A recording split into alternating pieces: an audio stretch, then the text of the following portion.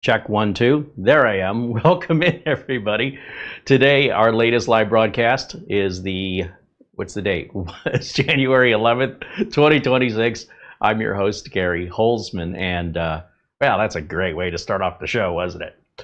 Basically, I want to follow up with Friday's video where we were evaluating the brand new Minisforum, the M1 Plus, which is a less expensive alternative to some of the other offerings with the AI processors and such that, obviously they cost more.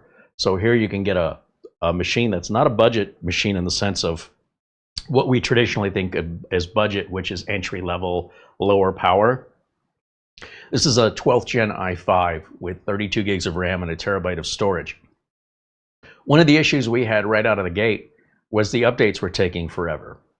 I was able to get the updates finished, but for some reason, I don't know if it's on Microsoft or it's on the install, I don't know, but it was just taking a long time to do updates. So this had 24H2, I wanted to put 25H2 on it.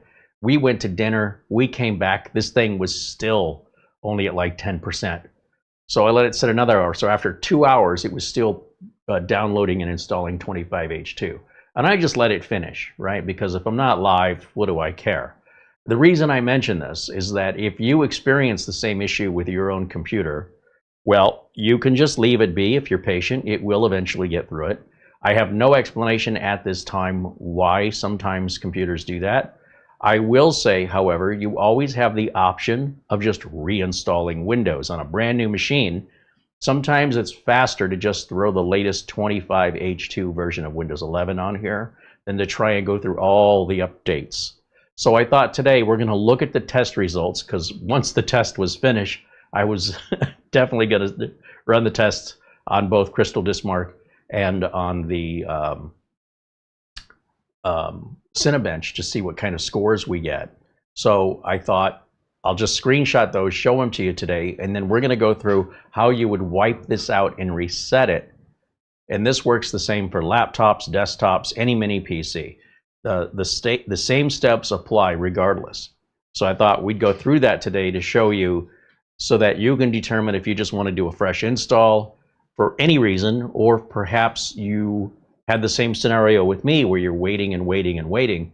Because I can install Windows 11 25H2 in 20 minutes. Of course, then you got to put all the drivers in, etc. But nonetheless, the point is that would have been faster than waiting for the updates. On the other hand, waiting for the updates it doesn't require any effort.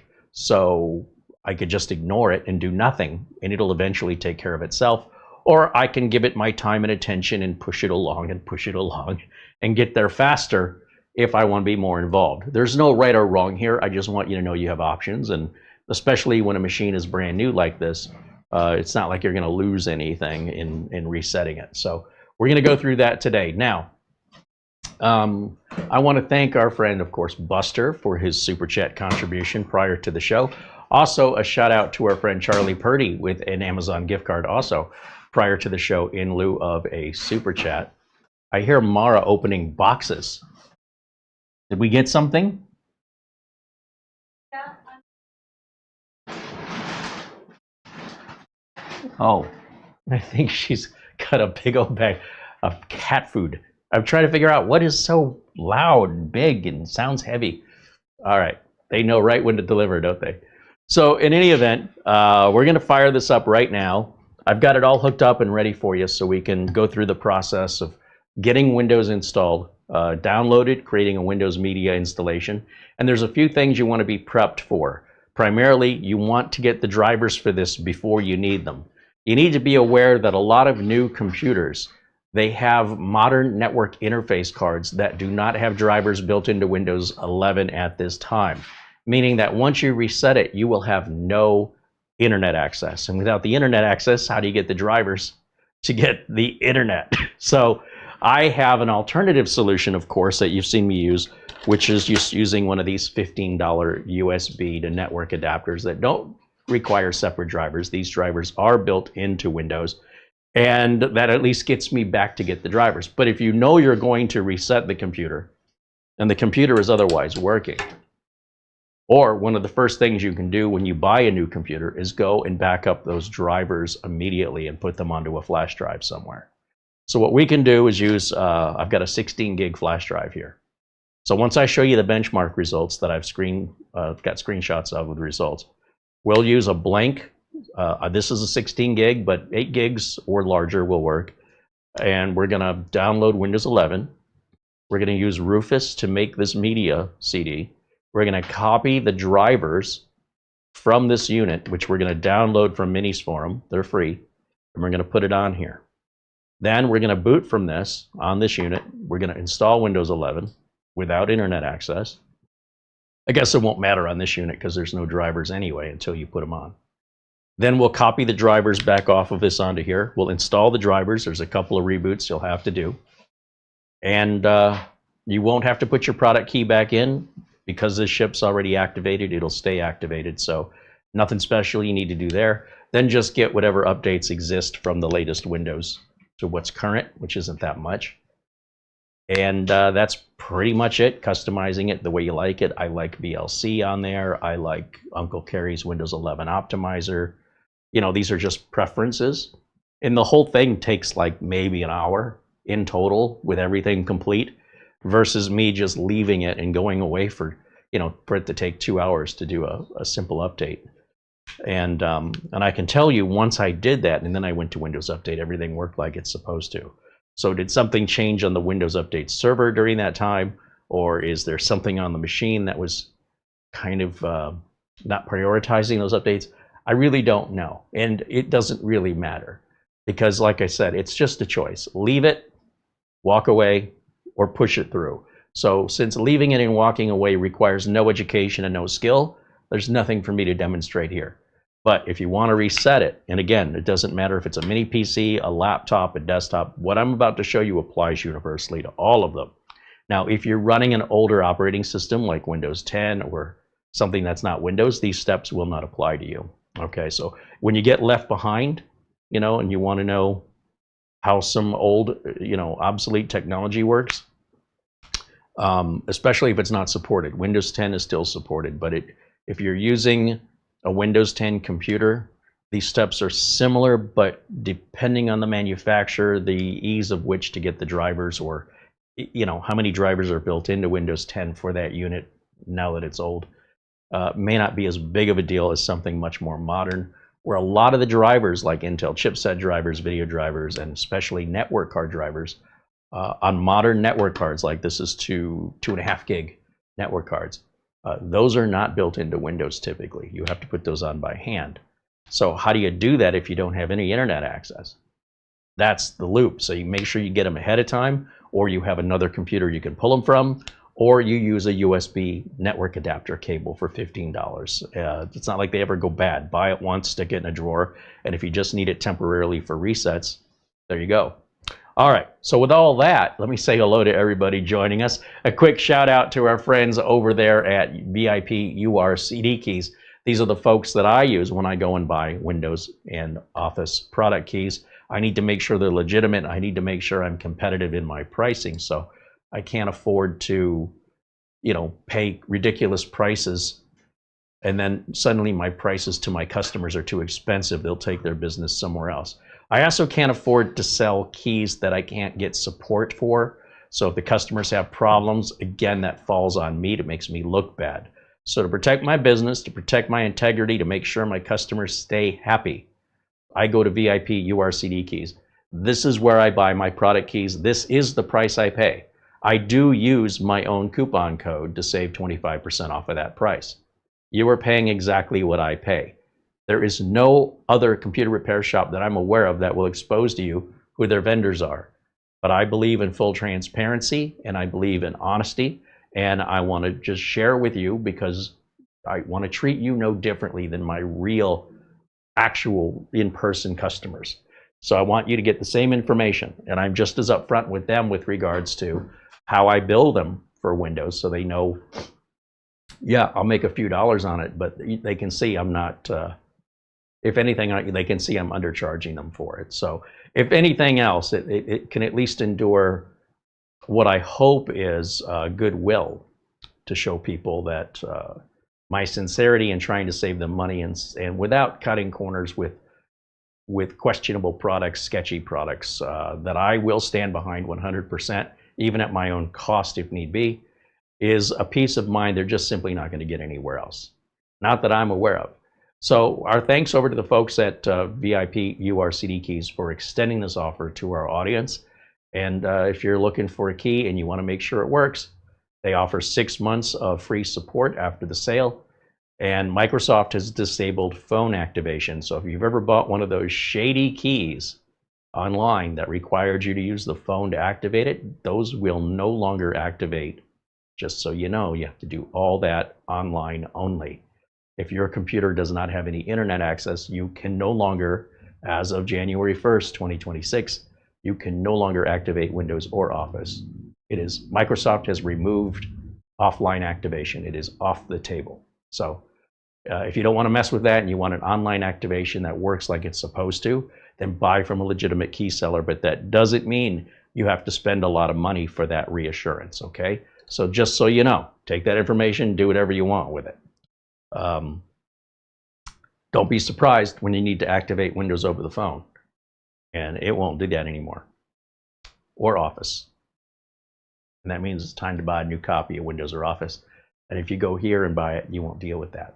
All right. With that, hello everyone joining us. I see, oh boy, we got a bunch of people. Hope you're having a great Sunday today. Jonathan Fell says hello. Katrina says hello. I also see Michael Lavelle and Eddie Casanova. I thought I was ready. I also see Richard DeFries and David Graham saying hello. And David, no, sorry, that's Mark Gaines. Renewed his membership, now member 44 months. Thank you so much, Mark, joining us from Northern Ireland. He says hello, Carrie, Mara, and everyone in the chat. Good to see you, Mark. Cheers, my friend. Eddie, Sean Skinner says hello. Boy, I'm about this far from needing to put some glasses on here. Luke Greenia joins us and says hello. Scott and Dennis, Doman 2000 and LRCX joins us and say hello. John Rogers says hello. Who else do we have in here?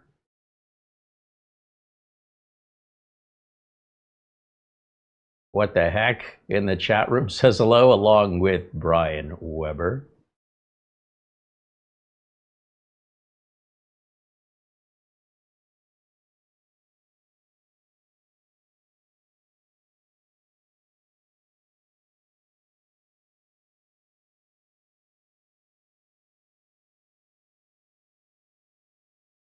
And Medical Assassin says hello. Somebody we haven't seen in the chat room before comes into a Windows only channel and wants to know anybody would use Windows. The single most popular operating system in the entire planet? I don't know. Must be everybody but you. Why don't you go into a Chinese food restaurant and ask, why would anybody eat Chinese food? Why don't you go into a Catholic church and ask why people just, why are you Catholic? Why would you be bothered? Like, you're going to find yourself in a situation that you likely aren't going to feel comfortable in. What we try and do here is we try to find people of like mind. If you're looking for other content, you're in the wrong place. So we hope that you either understand where you are and go with the program and appreciate what we're doing, or you're welcome to leave. It's unfortunate that when we open up videos to the public, there's a certain portion of the public that's so starving for attention that they'll do just about anything for anybody to acknowledge they exist. All you have to do is be nice. We'll acknowledge you if you just say hello and you share our interest. But if you're trying to draw attention to yourself in a negative way, you won't be here very long. It's unnecessary. We give what we get. So if you want to give nastiness, you're going to get nastiness. And if you want to give kindness, we're going to give kindness. And if you want to go to a Greek restaurant and insist they serve you Chinese food, or you're going to leave, they want you to leave. It's not what they do there. So that's not on them. That's on you. And the fact that Windows is the single most popular used operating system around the planet, would suggest something about your personality that you just think you're better than everybody else. So that's not a good look for you. But there you go. I hope that was the attention you were looking for so we can move on. I do try my best to acknowledge everybody in the chat room. It would be by preference that I'm acknowledging kindness and understanding, but I will acknowledge it in kind, right? Whatever I get is what I'm going to get back. And if you don't know that about me now, well, I'm sure you do now. Getting back to the chat room, let's see. Frank Jimmy joins us and says hello. Andy W6AD joins us. Also, Andy's got one of those Nano KVM Pros. The folks over at SciPete have been busy. They've released brand new updates for both the Nano KVM and the Nano KVM Pro within the last few days. So I'm super happy to see that the development on this is like every week there's another update on the Pro. I don't know how much longer they can keep updating it because holy cow, it is so good right now. When I move the mouse, there's almost no notice of the trailing mouse. It's that fast. I wasn't complaining about it before, but now I wasn't even sure it was working. It's so darn quick. So I don't know what they tweaked in the update, but it is just getting better and better. For that reason, I recommend the Nano KVM Pro now with the latest update. It is fantastic. And it's almost half the price of the Comet Pro from GLINet. GLINet advertised that as a $99 KVM. Then they said it'd be $109 afterwards. Now it's on Amazon. It's $179. It's 2.5 times larger, has 2.5 times less features, and it requires an additional power cable. It is not optional like it is on the Nano KVM. So if you want to pay twice as much for something twice as big that does half as much, you might prefer the GLINet Comet Pro. I don't want to hate it, but I mean, that's a far cry from the $99 that they were crying to be. And the Nano KVM Pro is like $108 on Amazon for the Wi-Fi version. And I don't know why anybody would spend $179 for a device that's physically larger, does less, and requires the additional cable that is optional on the KVM and KVM Pro. It's almost like GLINet's oblivious to their competitors. I don't know what's going on. I want to like their product. I really do. But I just don't understand it. They weren't first. They were second. The Nano KVM Pro came out first. So GLINet had time to make changes before they released this to the public.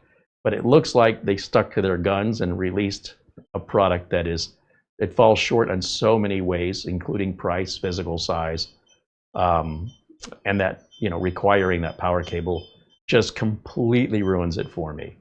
I don't mind paying for more if I'm getting more.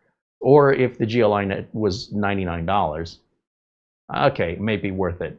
But to pay more to get less, oh, what a disappointment that has turned out to be. There's really nothing they can do at this point. There's no software update that's going to fix it. This needs a complete redesign. And what a shame. What a shame. I was hopeful. I really was. But the Nano KVM Pro, after its latest updates, just wipes the floor with it in price, size, ease of use, speed, everything. In fact, with the Comet Pro, you can't even expand your storage with a micro SD card. I mean, I don't know what they were thinking, but I wanted to like it. So what you're hearing isn't me angry.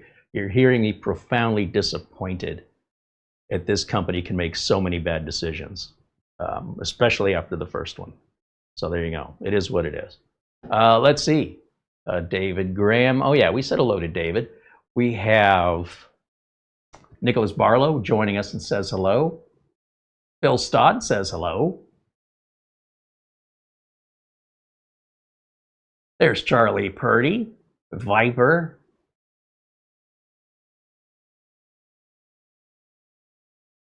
His Coolness, now a member for 38 months. Says hello, Carrie, Mara, and chat. Hope everyone has a great Sunday. Well, thank you, His Coolness.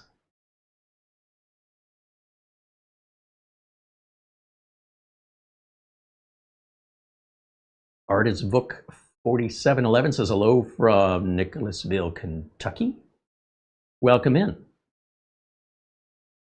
Francisco Orna says hello, and Peter Retired says hello. Well, thank you for joining us in our live chat. And I've got this powered up. Let me jump over here real quick. Let's take a quick look at our benchmarks, and we can get on with what the reset process looks like. And again, it doesn't have to follow this specific model. You can follow along on any Windows computer. You'll just have to make adjustments like for where you get your drivers, etc. All right, so let me go over here to input number 3. Should be this guy right here. There we are. And let's go full screen. Source projector full screen. Okay, looks like we booted into 4K. So let me make some adjustments here. We'll change our display settings to 1080 so I can see it. Oh.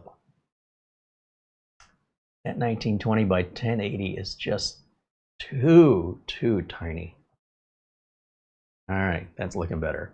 So the first thing is the screenshot I took of Crystal Disk Mark results. This is a Gen 4 by 4 1 terabyte NVMe drive, and it runs pretty much what I was hoping it would do, right? I said I think about 5,900 at least on the reads, and maybe about 1,000 less on the writes. And it pretty much follows exactly what I was expecting. 6133 is our maximum sequential read. 5283 is our maximum sequential write. If you look at the Cinebench results, this thing never got loud and it never got too hot. Take a look at our scores on this page. We have 10.812 right up here on our multi-CPU multi-core test. And then this is our single core test. And then take a look at what our temps were. If you go down here, this row is the maximum peak temperature it reached throughout this 20+ minute series of 2 tests. Each test is a little over 10 minutes. And it's very impressive. It stayed cool, it stayed quiet. And look, it's not a rocket ship, but it's a very capable machine. And that's why I say it's basically a budget price machine with a mid-range, upper mid-range performance. The amount of RAM it's got, 32 gigs. They do sell a 16 gig and 512 version for less money, but in my opinion, you're better off getting it with the RAM in there already.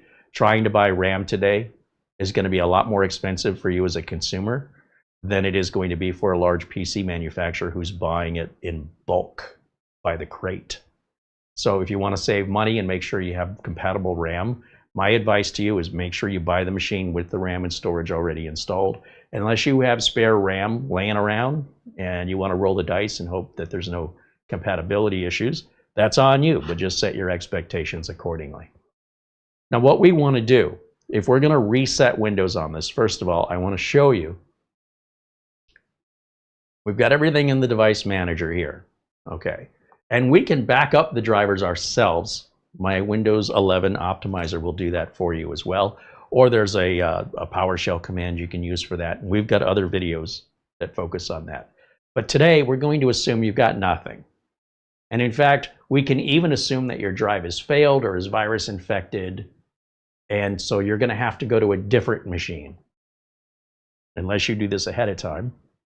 And we're going to type in the manufacturer and the model. So we have a Minisforum. And the first thing I want, if I just type in the model, I could get the sale page, right? The marketing page. I want the support. So support's where documentation, drivers, or if you're having issues that you might need to send in for warranty, you want to search for the support of the manufacturer. So Minisforum, if you notice, the first link that comes up is a sponsored link to their store. We don't want to go to the store. We want to go to the support side. So here is our support center for Minisforum. Once we're at the support center for the Minisforum, they want to know, what do you want? You want general frequently asked questions? Do you want the manual? Do you want drivers? There's also tutorials, even showing how to open this computer up and change the RAM and storage if you want to. They've got a video on that. Or are you looking for warranty service? So we're looking for drivers and downloads. Click on that. Now the next thing is drivers and downloads for what? So right up here it says product help. You see that? And there's a search window. and we've got an M1 Plus. Now we can peruse the entire catalog, but Minisforum has a lot of computers. So to just try and optimize our time, we'll look for the M1 Plus, and you can't really see what it did, but you got to scroll down. It shows all of the matching things to that search inquiry, which is just one computer, and that's the M1 Plus. Now, under drivers and downloads, you see there's a driver package. If I click once on that, it'll start to download that up in the top right. And once we have that, we're going to set that aside for right now. We're not ready to copy that off yet because we need to make our Windows 11 flash drive first, because it's going to format the flash drive. So we got to do that first, then we can copy this over onto it. So to get our Windows 11, just type in download Windows 11. It's really that easy. The Microsoft page shows up. Microsoft wants you to download Windows 11. They want you to download the real thing. They're not going to send you off to a file sharing site or a site in another country, right? This is coming directly from Microsoft as Microsoft wants you to have it. So click once on that, and it says, well, what do you want? Do you want the installation assistant? No. Do you want to create Windows 11 installation media? Yes, that's exactly what we want to do. And it says, if you want to, you can even use the media creation tool, but I don't want to use the media creation tool. You can download a Windows 11 disk image for x64 devices. So I would actually choose this one. I would download the Windows 11 image. So what do you want? I want Windows 11 right here, multi-edition image for 64-bit. Before you begin downloading, confirm. Now it's going to generate a unique link. So first I say select the product language. This is going to be English for the United States, which is different from English International. And then hit confirm. Now here's, I got ahead of myself. Here's where it downloads a link just for me. It says link valid for 24 hours. More download option. Where's the link? Oh, it's up here. 64-bit download, is that it? Yep. And now we're downloading that image. And you'll see that's a pretty sizable image, 7.2 gigs. That's why you need at least an 8 gig flash drive at the smallest. Now it is going to erase that flash drive. So make sure there's nothing on that flash drive you want. This is also a good thing to just have in a drawer. You never know when you might need it. So everything I'm about to do here, I would save it when we're done, just in case you have a hard drive failure or something and then you're in a panic. Once you have this, put it in a drawer somewhere, even if you don't need it. That's the best case scenario. Now, while that's downloading, we're going to download a utility called Rufus. That's going to convert the ISO image for us. We don't want to use the Microsoft Media tool because that will set all the Microsoft defaults for defaulting encryption on Windows Home and defaulting requiring an online account. So Rufus can bypass that for us. And Rufus is this little teeny tiny program, R-U-F-U-S. It's one of the first things that'll show up in our search results. It's from Ireland, rufus.ie. .ie is Ireland. And we're going to go down here, and we're going to download this tiny little version here under download. I'll grab the portable version, but they're kind of the same. Look at the same size, 1.8 megs. But it doesn't matter. Either one will do the job. Okay, so we have the 3 downloads. We've got our drivers, right? That's the first thing. We've got our ISO image, and we have Rufus that's going to convert the ISO image to a bootable USB. So now that we have all that, we can close these windows. We're back to our desktop. We should have everything in our downloads folder. Sometimes people download things, they don't know where it goes. Can you imagine checking the downloads folder? And what do you know? There it is.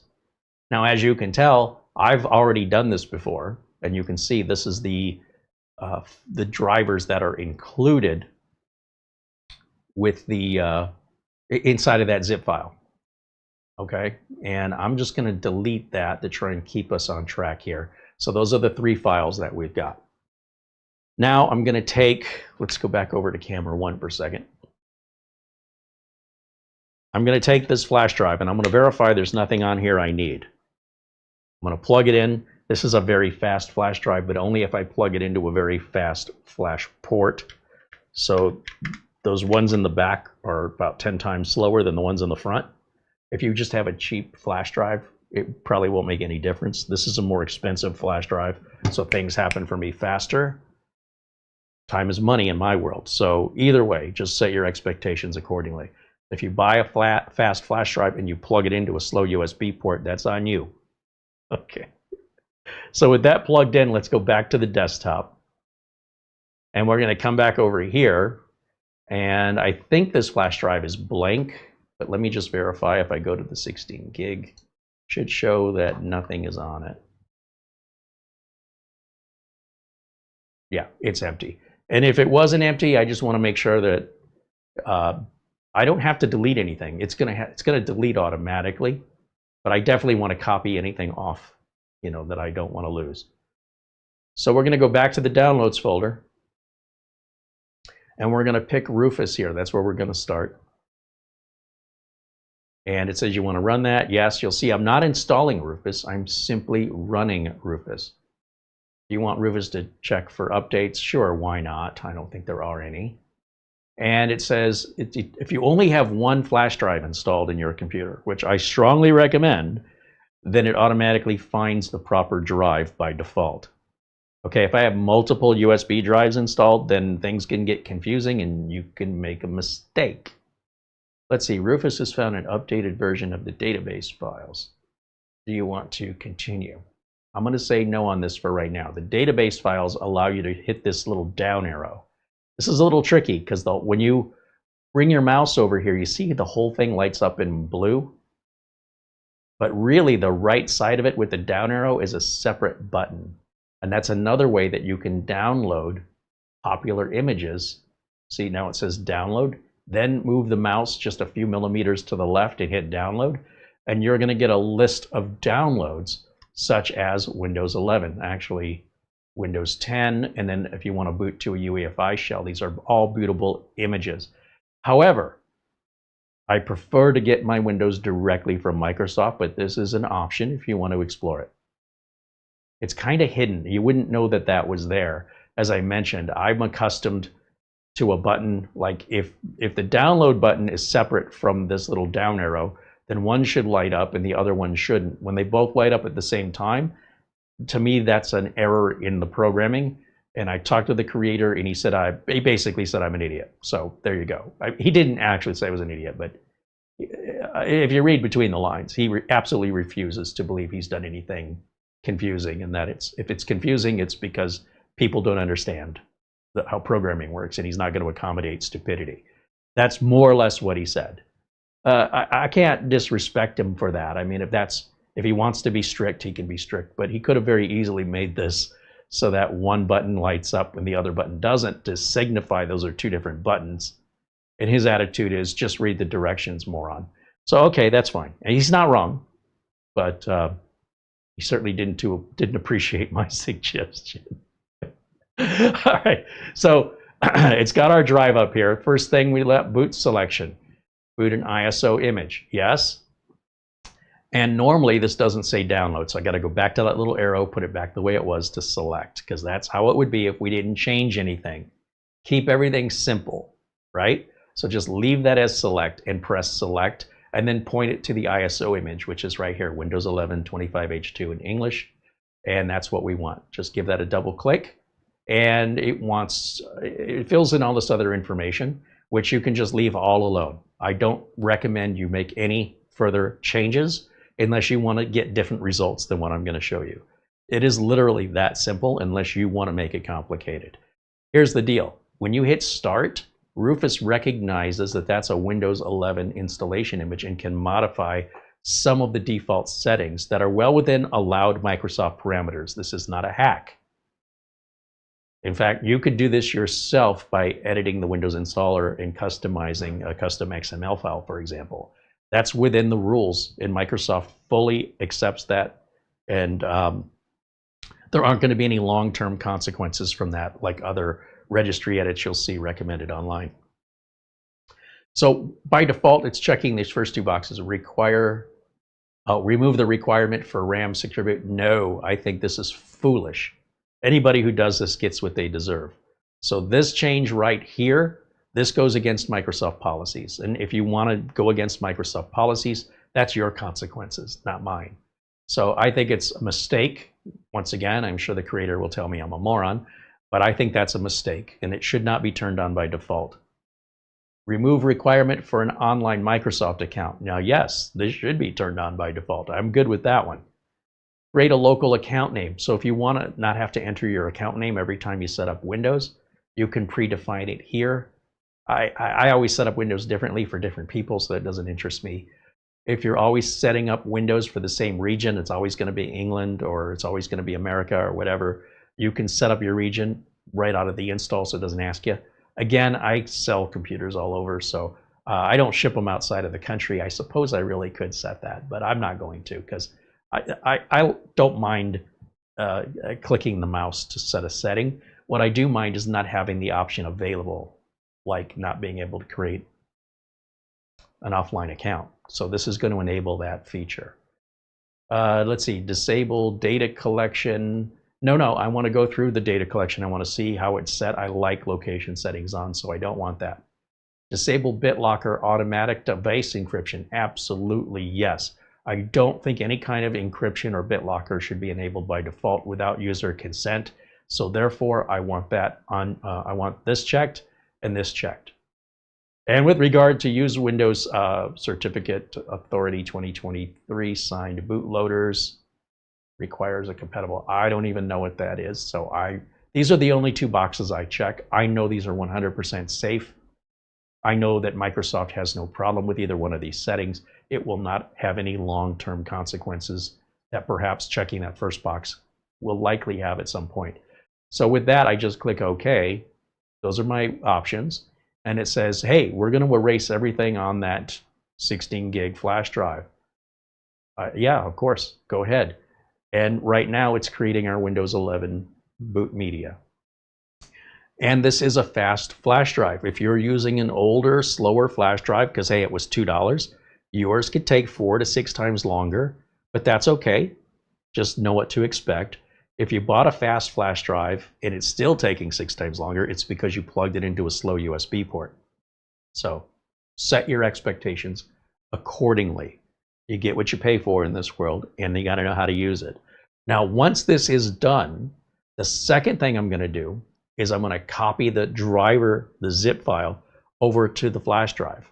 Because once we install Windows 11, we have to erase this internal drive on this Minisforum computer, and reinstall Windows, and we're going to be missing a ton of drivers. Now, things like the Intel chipset driver, the Intel video driver, those will require reboots. So we're not going to just install drivers 1 through 13 without 2 reboots in the middle. I wouldn't. When it wants to reboot, I recommend you do that, because if you don't, the other updates you're doing may not complete successfully. Just so you know, you may get error messages, or they might say they've completed when they haven't. So again, this is your choice, but I recommend you follow exactly what I'm showing you if you want to get the exact results that I'm about to show you. The minute you vary into a different direction, you may also get different results. So set your expectations accordingly to the decisions that you're voluntarily making, and accept that is your responsibility, not mine. And if you follow the steps exactly as I show you, you will always get the results I'm showing you, period. If not, you can always reach out to us, and you're always welcome to ask for any support or assistance in the chat room. We always encourage that. Speaking of the chat room, while this is copying, let me jump over to the chat. Let's throw camera 1 on here real quick, and I'll move camera 1 up to a corner or something here. Put myself up there like that.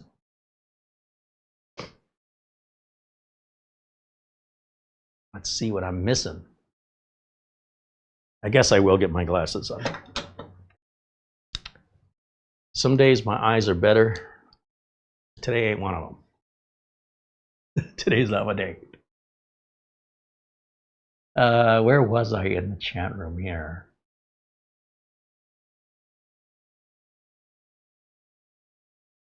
Luke Greenia renews his membership, now a member for 44 months. He says, and the time just keeps on ticking away. when we are having fun. Yeah, it does for me. Jojo Justice says hello. There's Bike Man joining us saying hello. And Thomas Backenstow joins us. His coolness, oh, I mentioned that, now a member for 38 months. Look at that. Brian Weber says, is the Nano KVM Pro for sale? I'm looking forward to acquiring one. Yes, they are on Amazon.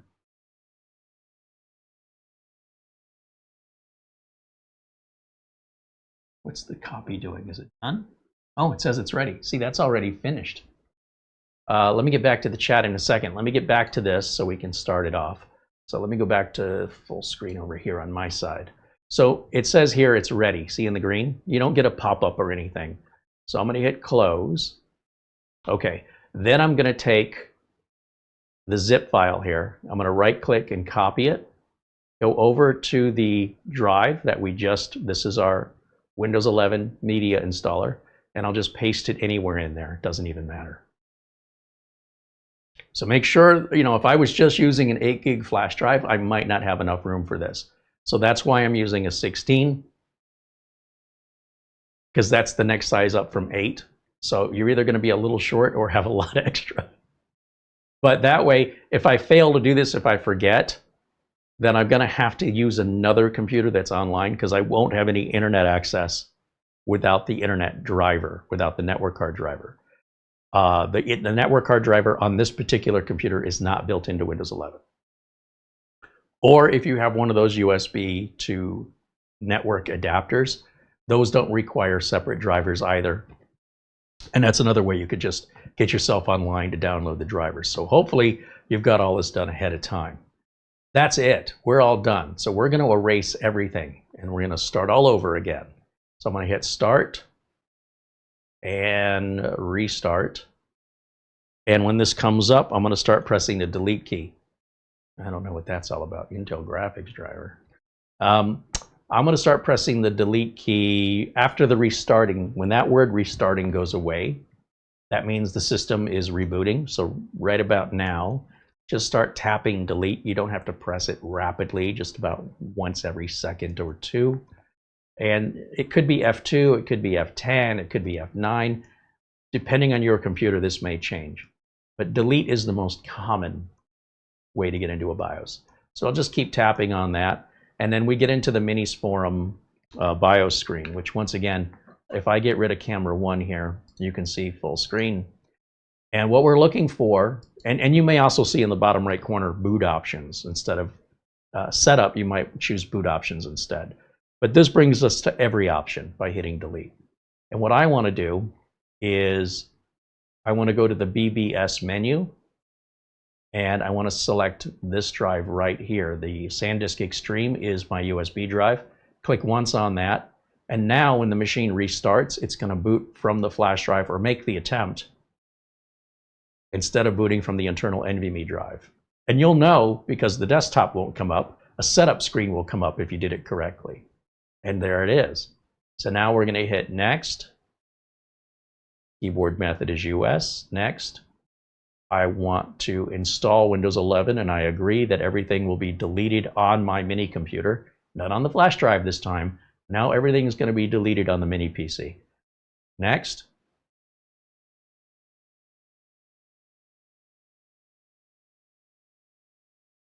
Accept the license agreement.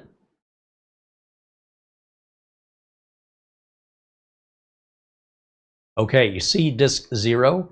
There are 4 partitions on disk 0. I need to erase all of those. So up here where it says delete partition, don't delete the partitions on any other disk but disk 0. That should be the place where your current Windows is installed. Disk 1 would be our USB drive that we booted from. So we're going to go through each of these, and then one at a time we're going to hit delete partition, and delete partition, and delete partition. Now we have one disk 0 of unallocated space totaling a terabyte of storage, which is exactly what this has, a Kingston 1 terabyte NVMe drive. If this was brand new and we just ordered the SSD from Amazon or Newegg or wherever, this is what it would look like brand new, because they don't know if you're going to use it for Mac or Linux or what. So it's not allocated. It has no particular operating system, file system on it. That's what a new drive should look like. So we've effectively just reset this drive back to factory condition. Now hit next, because that's where we want our install to go. And it verifies you're going to install Windows 11 Pro. You're going to keep nothing, yep, and hit install. This is going to create those 4 partitions again and format them and then copy over all the files Windows 11 needs to install. Okay, when it restarts the computer, at that point, we don't need that flash drive plugged in anymore, because Windows 11 will start installing based on the installer files it's copying over right now. That's why it installs so fast once you get past this point. I will keep the flash drive plugged in, however, because I still want to copy the drivers off and show you what you do after that. So while that's running, again, let me put myself in a corner. I don't want to be covering up anything, and get back over to the chat. This won't take very long. That's why I say this could be a lot faster than just going through all the updates. And it's also a cleaner install because all the updates are baked in right up to 25H2 rather than installing on top of 24H2. So cleanliness-wise, this is a leaner, cleaner install. But you're still going to get updates every month, and over time it'll start to, you know, become less optimized, but it's still fine. It's not like that's really a problem. These aren't the old days of Windows XP where you had to do a reinstall every year. You should very rarely ever have to do a reinstall of Windows. Not unless you get a virus or you have a drive failure or corruption of some kind, or you screwed up massively. For the most part, you can run the same operating system without a reinstall for 10 years, no problems. That's normal now. It's hard to let go of the things we learned from years ago. But unless you're using computers from years ago, the strongest advice I can give you is to stay up to date, stay current. Otherwise, you're just working harder and not smarter. It's your choice, okay? I'm just trying to stay in business. I can't afford anything other than to work smarter, or I won't have a business anymore. So I want to just provide you what I have learned, because if it's good for me and my business, then it's good for you as a home user. Oh, Brian, when it comes to the Nano KVM Pro being for sale, if we jump over here to Amazon, while we're waiting, let me just jump over to Amazon real quick. Let me show you. We're going to go over to my window capture. There we are. And just come up here and type in Nano KVM space Pro. And right there it is. Now, I would prefer to order directly from the manufacturer. So there's a couple different listings here. And you see this one that's $108? That should be the one I want. Is that coming from? No, that's the UE2 store. That's fine. I like the UE2 store. Do bear in mind that if you don't want it with Wi-Fi, it's a little bit cheaper, right? It's $88. Oh, that's the internal one. The desktop version with Wi-Fi, and then Wi-Fi and power over Ethernet. I don't know why it's not real clear to me. Are we getting the desktop version or are we getting the internal version at these prices? I have ordered from the UE2 store before, but don't be discouraged if you see one that's priced a little higher. It's probably because it has every feature automatically checked. So if you come down here, like that's Ethernet, Wi-Fi, and PoE for $122.99. Here, if I just want Wi-Fi, it'll drop to $109.99. And looks like the shipping on this one is free. Waypondev, that's another one I've ordered from. And they are all safe sellers, but it will take a little bit, a couple of weeks for you to receive it. Oh, no, this is $12 delivery. And it won't get it till about this time next month, just so you know and be prepared. It will ship from China. I don't think Amazon has any of these in stock. So they will ship from China, but there won't be any tariffs or anything. You'll pay for it and it'll arrive without any other fees. And then the same with the, got to go to the right keyboard, the Comet Pro KVM. has been listed now here on Amazon at $179.99, which yeah. Now, the good news is if you're in a hurry, I could get it by tomorrow, but I don't want it. So, but it's interesting, they didn't waste any time getting this released onto Amazon. It was released in December from Kickstarter only, and about 30 days later was listed here on Amazon. So if you didn't kickstart it back in September and wait 4 months for it, it's not like there was a huge benefit other than the first 500 people got it for $99. And then, like I said, this was really promoted as a $99 KVM. It is the single most expensive of all of the home KVMs I've ever seen, outside of like the original 4K Pi KVM and whatever. But the Nano KVM, the Jet KVM, the Pico KVM, the Nano KVM Pro, they're all far less money than this. I don't know what they're thinking, but to each their own. Maybe you like it. There you go. They're all on Amazon now is all I'm trying to tell you. All right, let me jump back over. We should be rebooted, so let me see how that's going. Oh yeah, it's rebooted and it wants us to go through these steps, so let's take care of that now. So at this point, it looks like your standard out-of-box experience. The first time we take these computers out and hook them up, this looks familiar to you, right? I will, just for the sake of being thorough, I'm going to disconnect the Ethernet from this computer, even though it's not working, and I'm going to show you that. But we're going to go over here and just go through this process the same as if we were taking it out of the box for the first time.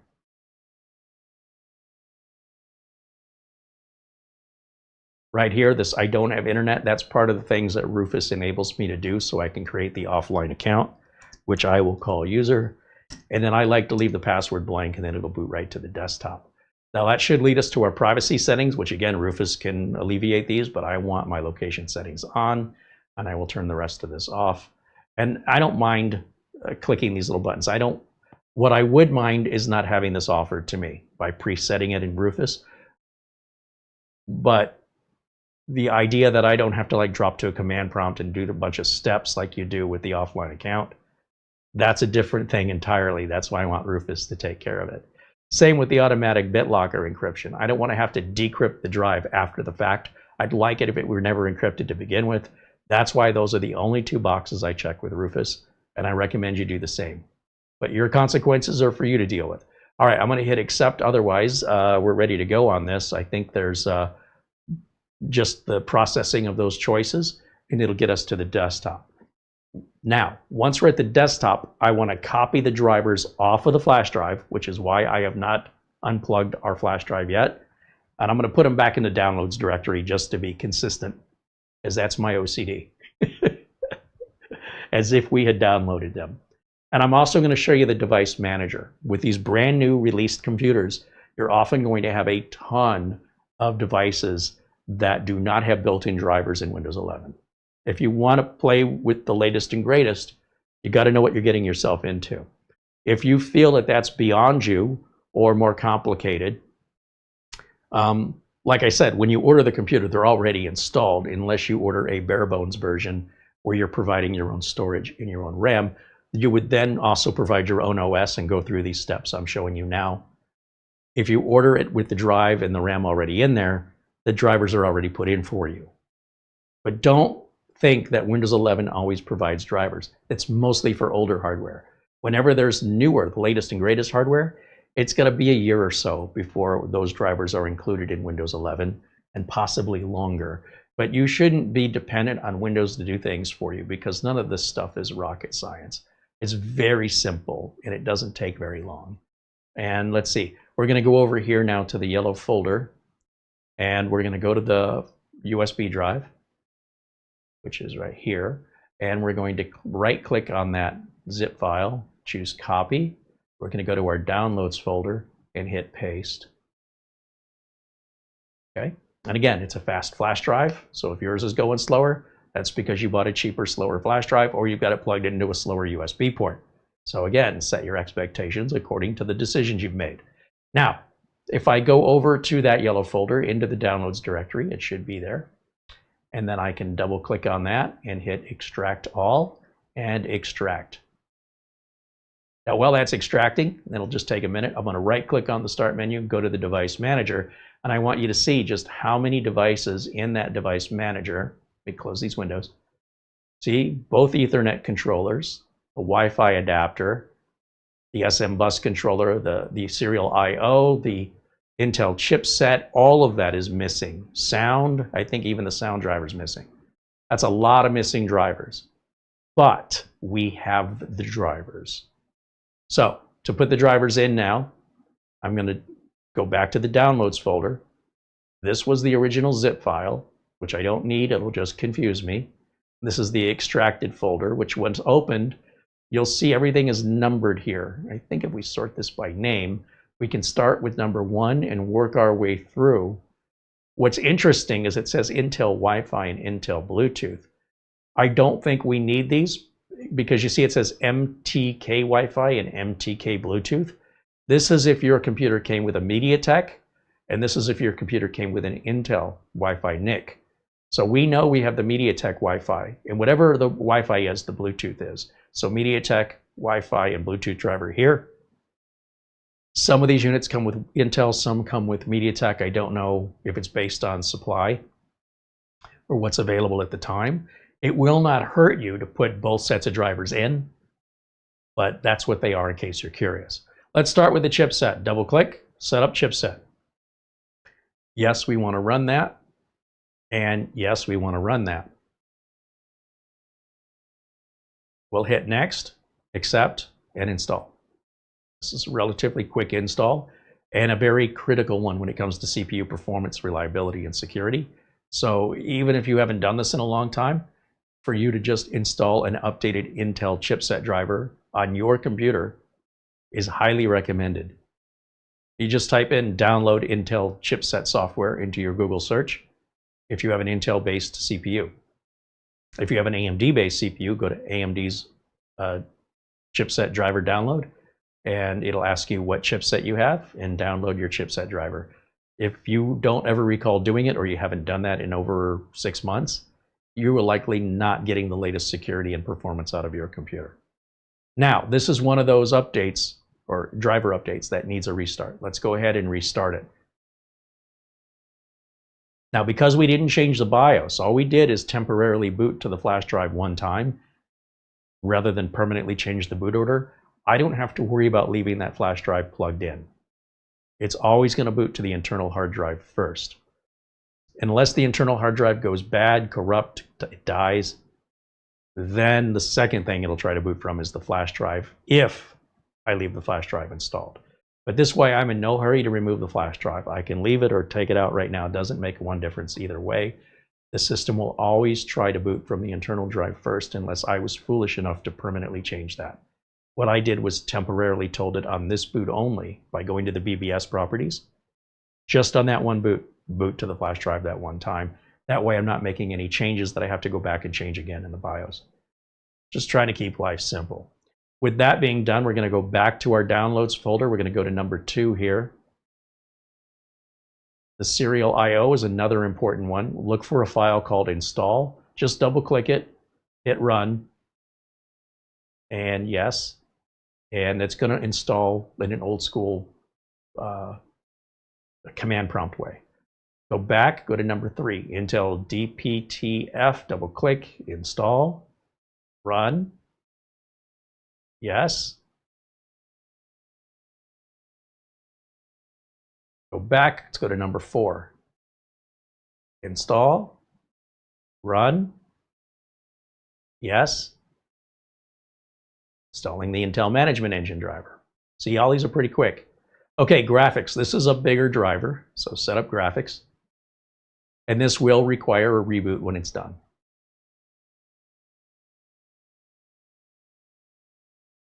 So give that a minute. It's processing. It's a big graphics driver.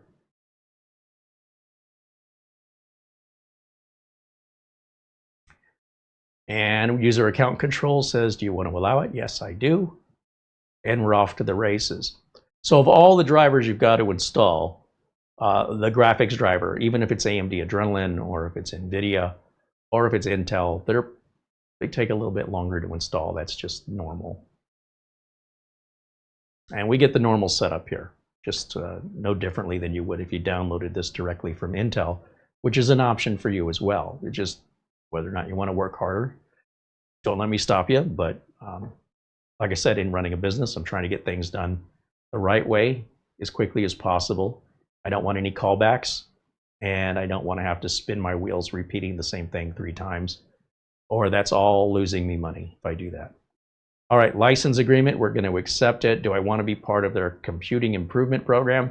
You can choose to if you want to. But I'm going to say decline and then hit start, and we're off to the races as far as now, with all the questions answered, it can proceed to install. And that's going to take a minute. So while that's working, let me jump back over to our chat and see if there's other questions I can answer for you here. I am going through this rather quickly, but it is pretty simple. We're just repeating the same things over and over and over again.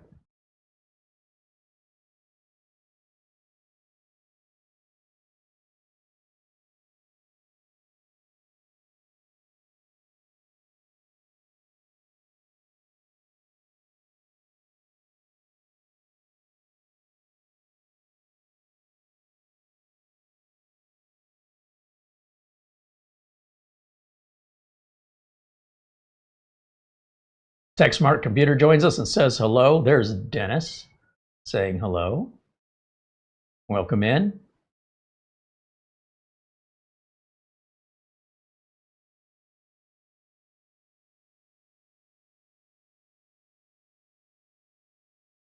Just scrolling through the chat.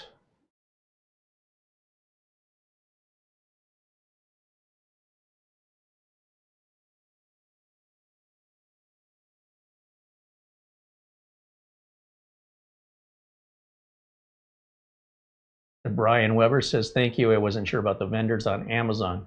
Yeah, those are all legit. I mean, you can just look at their feedback too. That should give you some reassurance.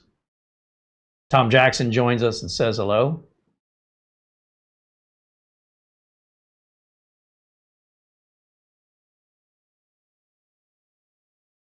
David Graham said, did you see the keyboard with the CPU in it? Yeah, so that we've reviewed a keyboard with a CPU in it about 8 or 9 years ago. It's not new. I don't understand why it's coming back again like it's new, but I mean, obviously it's updated with the newer processors, but it never became a thing, unfortunately. It doesn't really make a lot of sense. So if we're able to review one, I'll review it, but I'm telling you that that's not innovative. We've already been through that a long, long time ago. I think if you go back on this channel, maybe about 10 years, I think we reviewed one back then. It's the same thing. Yeah, it's got modern USB ports on it and a modern processor, but it doesn't really make any sense because you still have to provide power. You still have to provide a monitor. You still have to provide a mouse. I can't make heads or tails with anybody who want it. And you can't change your keyboard out. You're stuck with whatever you get. So I'm not buying into that marketing hype. I was there the first time they did this 10 years ago. I wasn't excited about it then. I'm not excited about it today. But I wouldn't reject one if one were offered. But it does feel like we're going back in time and doing something we already did. So if I'm lacking the enthusiasm, I want you to understand that that's not new. It's just a reboot. That's a hell of a term to use with computers, isn't it? I mean, how many times do I have to watch Spider-Man and Batman origin stories every single time they come out with another movie? It feels like the same movie just played by different actors. So yeah, I'm not at all impressed by it, but okay. I was 10 years ago though, just so we're clear. Let me get back over here and see how we're doing. Still installing? Okay, good. I think if you do a search on YouTube for the computer keyboard, computer built-in keyboard with built-in computer, I think you'll find videos going all the way back at least 10 years. It wasn't just me. Just so you know, in case you're curious what you missed 10 years ago, you can go back and see. Then you might be on the same page with me going, that's the same thing, pretty much.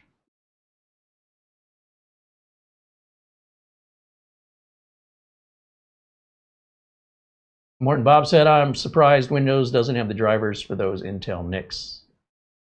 Yeah, I don't know the rules behind what Microsoft includes and what participation is required or money is required from a company like Intel. Generally speaking, Microsoft does not do that for free. And Microsoft has to do a bunch of research and development before they release it to the public. And they're not going to do that for free.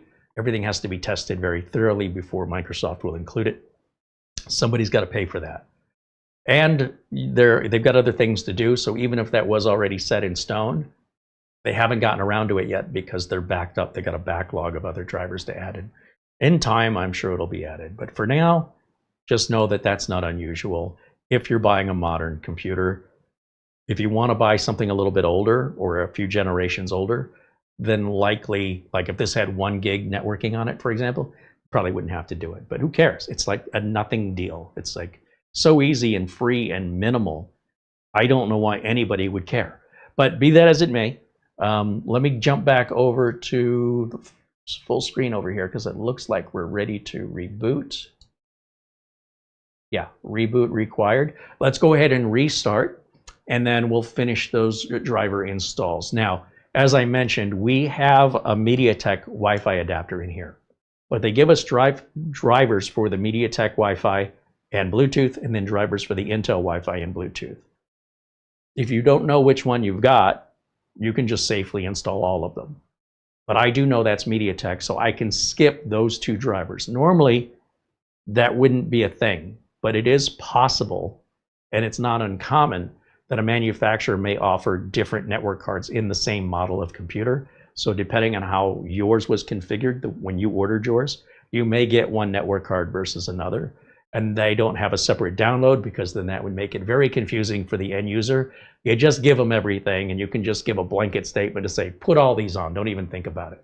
Just put them all on. Don't worry about what they are. Because it won't hurt anything if you install the Intel drivers when you have the MediaTek or the MediaTek drivers when you have the Intel. You can just safely put them all in. Support doesn't want to have to teach you and educate you. They want to get you up and running as quickly as possible. So just go 1 through 11 or 12, whatever there is, and just do them all, and you'll be fine. All right, if I go down here, okay, just looking here, let's go, it looks like we're in 4K now. So let me right click, go back to display settings, and we're going to put this back to 1080 again. 1920 by 1080. And then we're going to go back to the yellow folder and continue our driver install from where we left off. Now, if you're curious, where are we? Right click, go to Device Manager, right click on the Start button, Device Manager, and you'll see we still have some missing items here, right? We still haven't gotten to the Ethernet controllers or the Wi-Fi controller yet. And what's this PCI serial port? So we got rid of some of it, but that's why we're not done yet. These aren't here for looks. These drivers serve a purpose. You don't need to know what it is. If you want to, that's education, right? That's tutoring. If you want to just follow the steps and get it up and running, then do exactly as I'm showing you, and you can kind of see the cause and effect and learn that way as well. So the Intel Ethernet, that's our 2.5 gig network adapters. That's number 6 that comes after the graphics. We'll double click on install. Now, nothing else should require a reboot if I recall correctly on this. I think everything else will just install.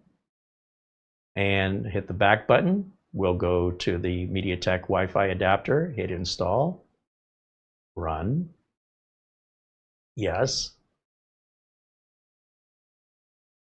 Hit the back button, go to the MediaTek Bluetooth adapter, install, run, yes.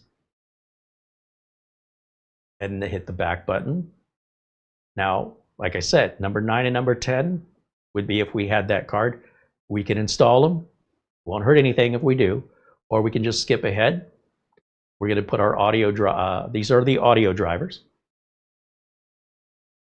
And usually for audio, it's not uncommon for there to be an application, some software to configure the audio that is unique from the audio manufacturer, aside from the built-in Windows control panel audio, which of course still exists. And so what we're doing now is just the driver.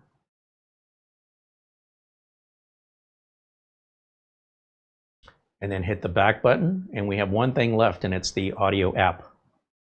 So again, you wouldn't have to put this in, but you'd probably want it. So install apps, hit run, and yes. And that's it, we're all done. If we look in the device manager now, everything should be happy. I do have this PCI serial port that hasn't loaded something. So what I'm gonna do is restart the computer, because really you should restart the computer after your drivers are installed for just that reason. A lot of times the computer has to be restarted for some drivers to take effect. So my guess is once we restart this, the device manager is going to be fine. We'll see if I'm right or wrong here in just a minute. And this will also give you an idea of boot time. Now, if I want to, I can go ahead and plug the internet back in, and we can do our Windows updates.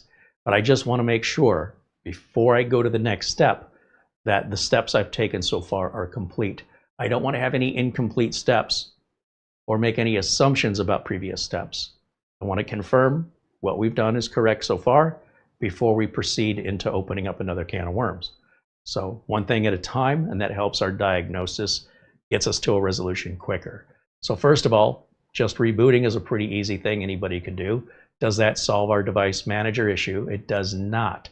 So what I'm curious about is if I missed something here, because in theory, that should have been everything. And again, if we go back over here to the device manager, or sorry, not the device manager, if we go to our downloads, I'm wondering if I skipped over something. I don't think I did, except the Intel Wi-Fi and Bluetooth, which I don't think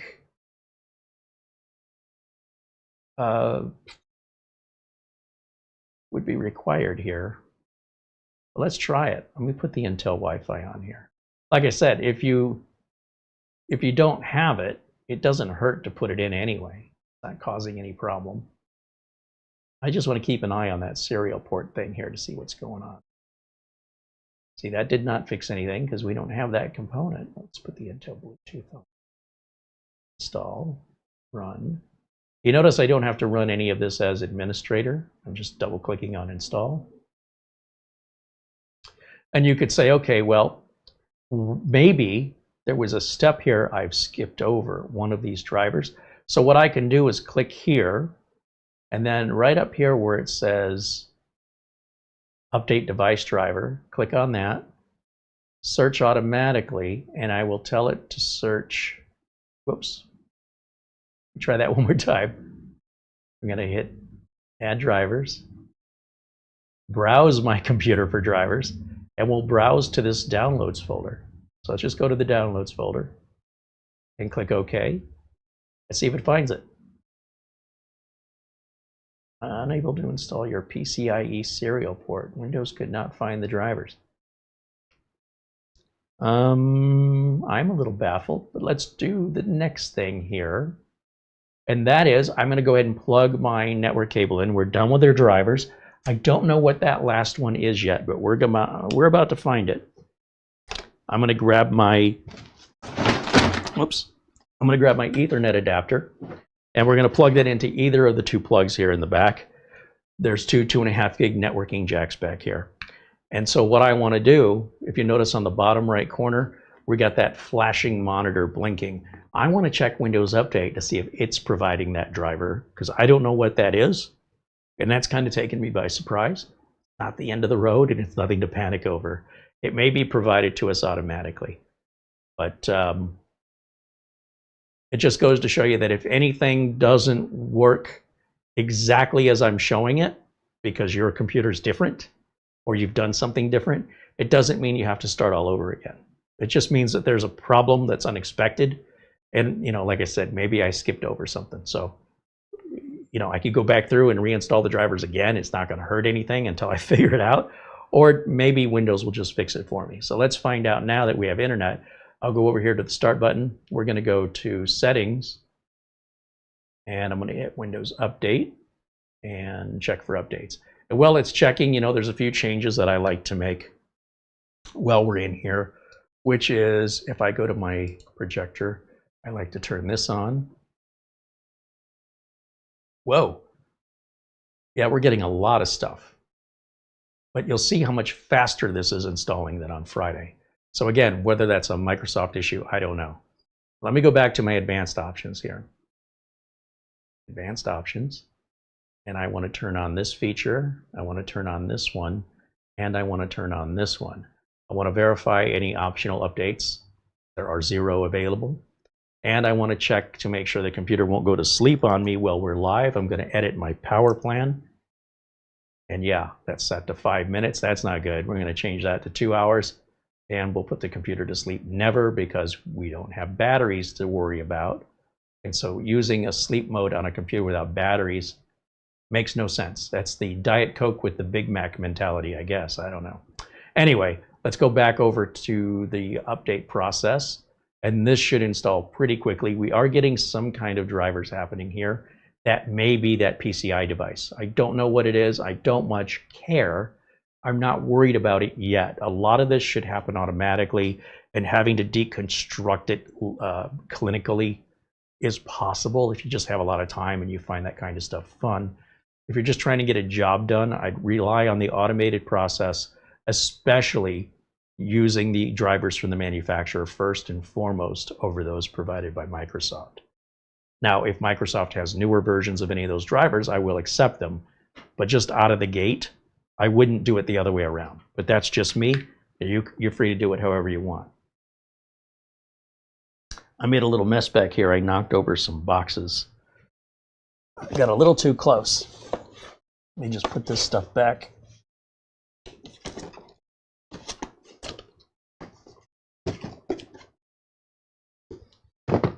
Okay, there we go.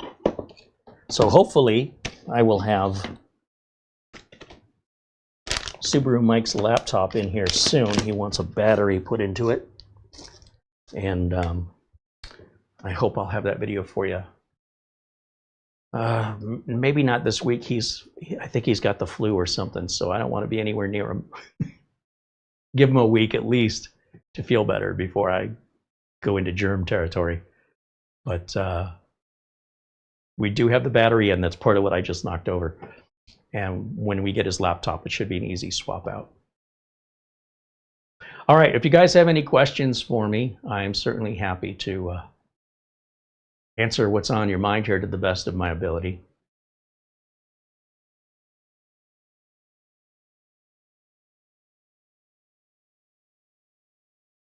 Someone 2000 thinks it may be the Intel Management Engine driver. It's possible, yeah.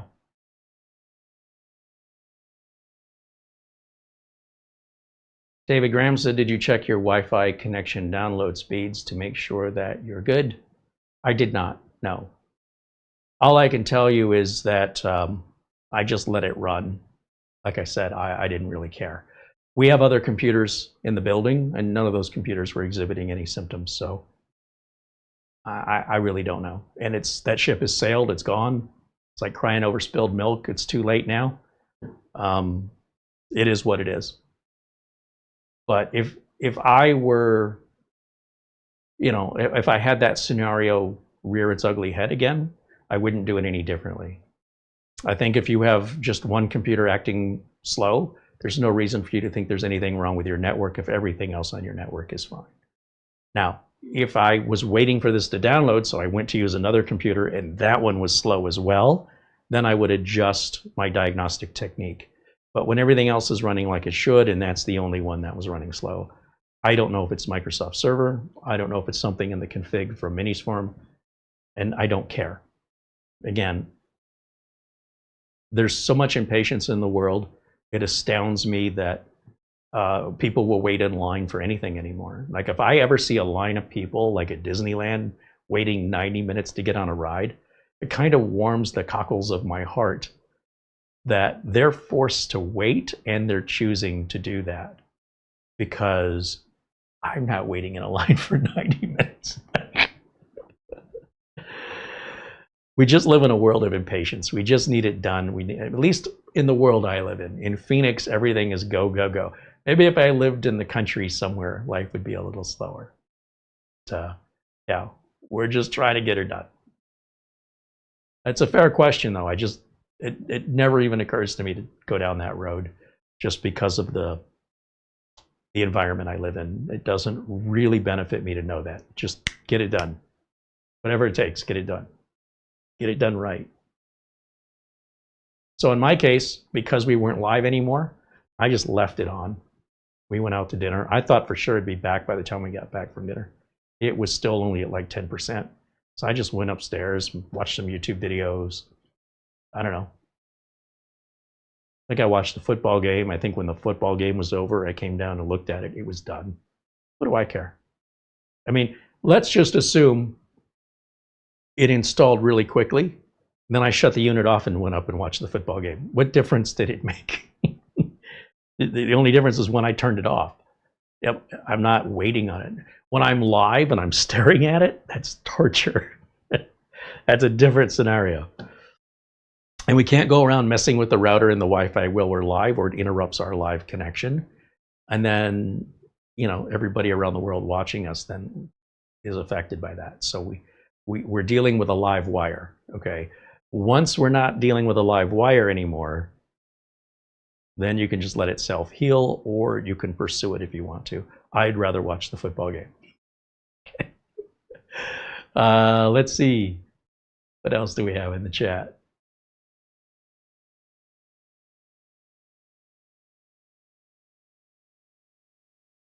Rick Lakes joins us and says hello. Welcome into Rick.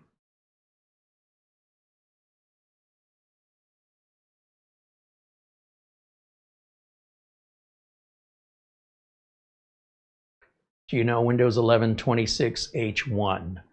That's from Mike Gamer in chat. Yeah, that's for ARM-based Windows computers only. So if you have a Snapdragon Elite processor or something, you might be interested in that.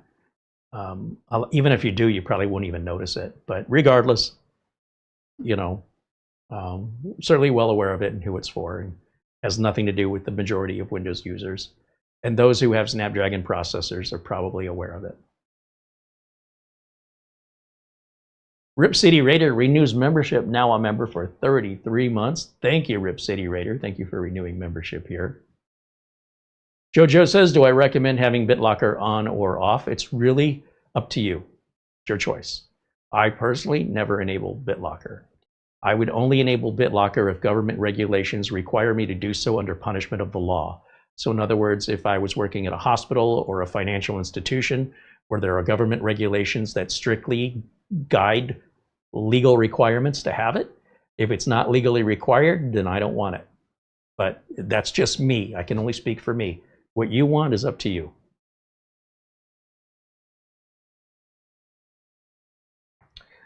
This is almost done. It looks like we've got one thing installing and one thing downloading, and then we can reboot. And then we'll see if that device manager item is still there. Now, if it is still there, we can do a little deeper dive into the hardware side of the device manager to identify its vendor ID and what it is. That's one way to go about it. I can try the Intel Management and Serial I/O driver. Those are the two most common items that you're going to have to put in manually, just traditionally speaking. And I would do those because it's quick and easy. I don't necessarily need to know the precise answer, only because if this is the one and only time we ever see that, or we only see it once every 6 months, how do I make a note of that and be able to find that note 6 months later? How long will it take me to research and find the note I made about that thing if I've got a series of notes, 1,000 notes long, versus just figuring it out again if it should ever rear its ugly head? Unless I have, you know, a whole bunch of these same exact computers. But even then, why would I do it? Because if I had a bunch of computers that were all identical, why wouldn't I just clone it? Why would I go through the manual process on each one? So in either case, from my logic, we're not working for Dell, we're not working for HP or Lenovo. We're working on every random thing that shows up on the desk, be it a mini PC, a tower, custom build, pre-built, laptop, doesn't matter. We're expected to know how to fix them, get them running, and get them back to the customer cheaply as possible, get it done right the first time, and get it done quickly. So you don't expect yourself to like be this island of knowledge to know all this little weird stuff that, you know, that happens once every, it may only happen once in your whole life. And now you know the answer to this one problem that you will never ever see again. And you've gone through the trouble of notating it and putting the note away so you can find it later. And then you live out the rest of your life and you never once refer back to it. That's your choice. If that's what you want to do with your time. But any time I spend doing that is taking me away from time to move on to the next thing. So what do I rather do? Get the computer back to the customer faster, get paid sooner, move on to the next customer so they don't have to keep waiting, so they can get theirs back faster so I can get paid sooner so I can help the next customer. This idea of creating a solution for every problem is more of an author, like if you were writing a book, and then you'll find nobody reads your book because it's this thick and contains all these conditions that it would take longer to just look through the book than to use Google.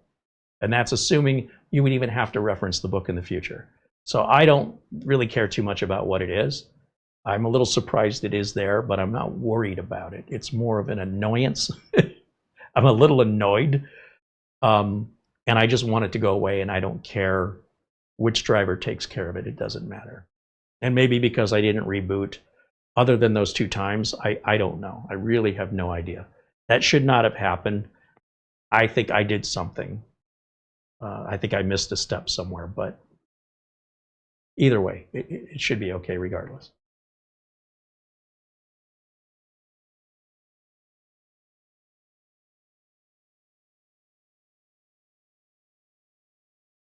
So again, I'm not telling you what you should do. I'm telling you what I do and why I do it. That's all.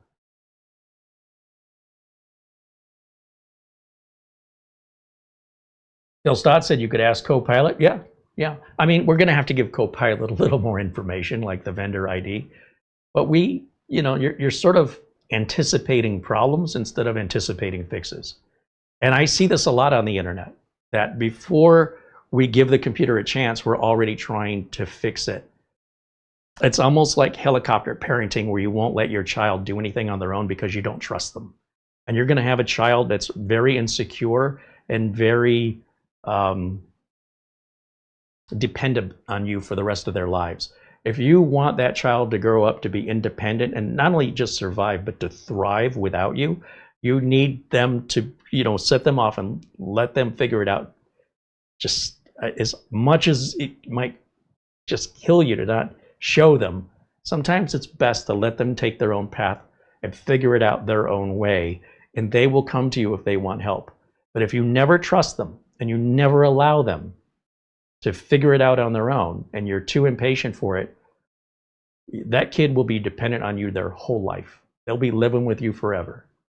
So in much the same way, the faith you have in your computer can also make a big difference in your life to how independent your computer is with regards to getting its own updates and running its own maintenance. And when you can start trusting in it, it's going to take all that burden off your shoulders. You may not even realize you're carrying that weight around until it's removed. And you go, wow, when you trust it and you let it just go on its own, a lot of times it just takes care of everything on its own these days. This is not Windows XP anymore. A lot of this is self-healing now, but you've got to give it a chance first. So that's all I'm doing, and I'm demonstrating that live. I can't tell you what the outcome's going to be. But the very first thing I want today on a modern operating system, such as Windows 11, is give it the opportunity to resolve this on its own, because it's only getting better. And you might say, well, I tried that last year. Well, a lot has changed in a year. And you might find that all this manual overriding that you're doing is all unnecessary. So I want to verify that an override is required. But first, I give it the benefit of the doubt to let it figure it out and heal itself. And I'm telling you, if you take that attitude, you're going to find out you've been working way harder. And the sooner you get on board with it, the more you can relax and enjoy your computer. And that any problems it's not resolving on its own, then you step in. And it should be very infrequent. That's why I don't have customers clamoring to keep calling me back after a repair. For the most part, once that repair is done, unless the customer does something to break it, it mostly takes care of itself from that point forward. Which is not good for my business, except the customers are happy and are more likely to refer me and are more likely to come back when they want another purchase. So that side of it's good for business. But the day-to-day operations of just having work to do, my goal is to put myself out of work.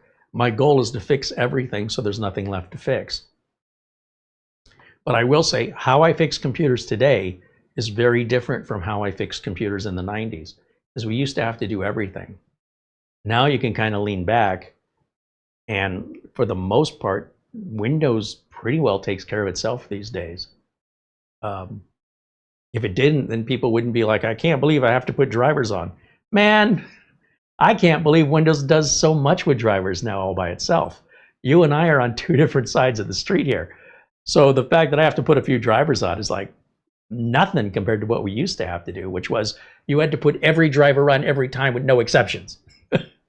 This is a far cry from that time, and it's only going to get better. At some point, we won't need to put drivers on at all. And at that point, people are just going to get dumber, and you'll have to explain what a driver is because they've never seen one because it's been happening automatically.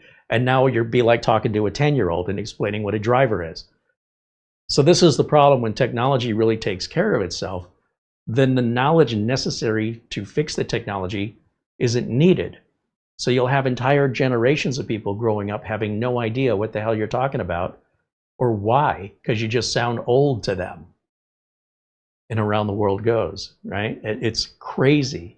But I'm doing my best to stay on top of it. I try every day to make sure I'm not set in these old ways. There's certain processes that I stick to that I think are, they satisfy my own confidence in that when I'm returning the computer back, it's meeting my requirements. If somebody worked on my computer and I got it back, I'd be checking these things. First thing I would do before I let them leave, if they're dropping a computer off to me, hold on, let me just check these things. Let me look in my device manager. Let me just check and see that you did everything correctly. I don't need them there for an hour. I just need to check some real quick basic things, and then I'll pay you and you can go. That part is maybe a bit old school, but that's how I am because I don't want the hassle of calling and then being put on a wait list and then being stuck with a computer I can't fully utilize until that person comes back. I want to make sure while they're there that the most important things that I need this for are working. Is my internet working? Does it seem to be running at the right speed? As much as possible, but I don't want to keep them there too long. But I'm also not just going to accept it blindly and take their word for it that it's working. So that's just me, and that's probably an old school method. However, I cannot emphasize enough just how much Windows 11 does for us in the sense of like the blue screen crashes we used to get all the time. Those have almost all gone away. It still happens from time to time, but not with the frequency that it used to in previous versions of Windows, like even Windows 7, which was pretty good. Windows 10 got even better, Windows 11, even Windows 8. You know, it just kept getting better and better and better. And that trend will continue. It won't slow down. So we're just trying to keep up with it. We're not trying to say, hey, this is the new education and stop learning. We're saying, here's the current education, and we're going to keep making videos and keep updating that education as the technology evolves, and encourage you to let go of those old things you learned, like defragmenting hard drives and other nonsense that simply doesn't apply to modern solid-state technology. And, you know, we're assuming that's why you're here, is to learn this stuff to keep up. Because when you learned it, whatever it was 15 years ago, it was accurate. But it's not accurate today unless you're working on something that's 15 years old, which isn't likely. Phil Dodd said books and manuals are baby boomer browsers. Yeah, unfortunately, a lot of people, again, it's a matter of patience. They want to plug it in, they want to start using it, and you know, they go to the manual if they need to, and I'm just as guilty of that as the next person. But sometimes when you're dealing with bleeding edge, cutting edge technologies, everything's so different from any prior experience you have, as I've learned, like with the MS-02. It's like, oh, I have to go to the manual for this. I'm in over my head.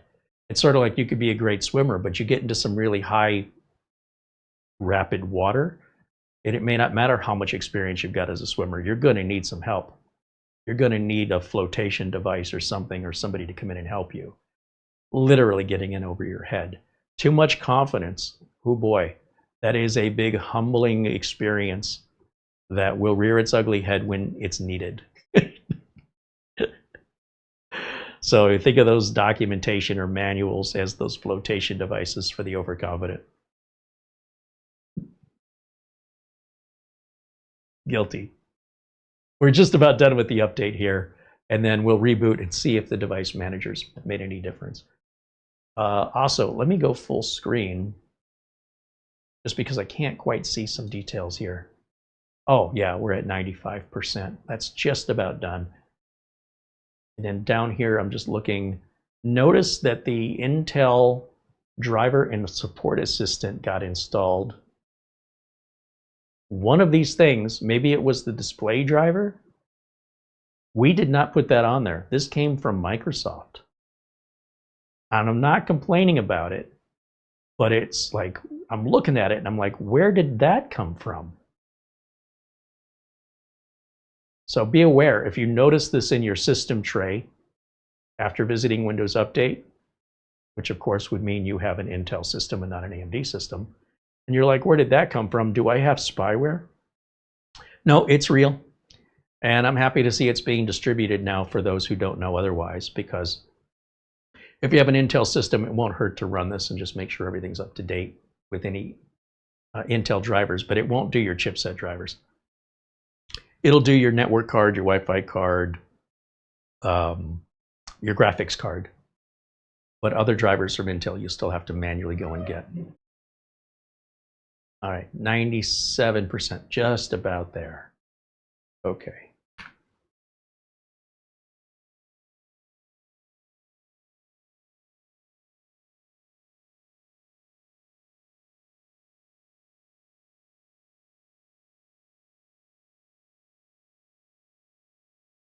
There it is. All right, let's restart.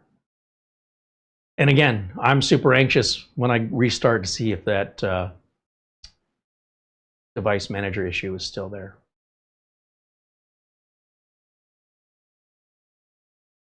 I'm getting a little spoiled with how well Windows 11 just takes care of everything. It's almost to the point where my job relies less and less on repairing things and more on just configuring things. People go, how do I print to that printer? Or how do I see the NAS? It's no longer repair anymore. It's just configuration. I'd say 80% of my job now is configuring things properly that customers have no idea how to configure. 20% is repair. It's so rare. And even some of those repairs are just simple, you know, got to change a battery. There's nothing you can do to reduce the frequency of how often a battery needs to be replaced. Whether it's a car or a flashlight, you know, those batteries and laptops, they're going to go about every 4 years. And somebody who plugs a laptop in all the time and never runs it on battery probably won't notice. But the first time they unplug it to take it somewhere after 4 years and it immediately turns off on them, that's when I get the call. So I do a lot of battery replacements on laptops.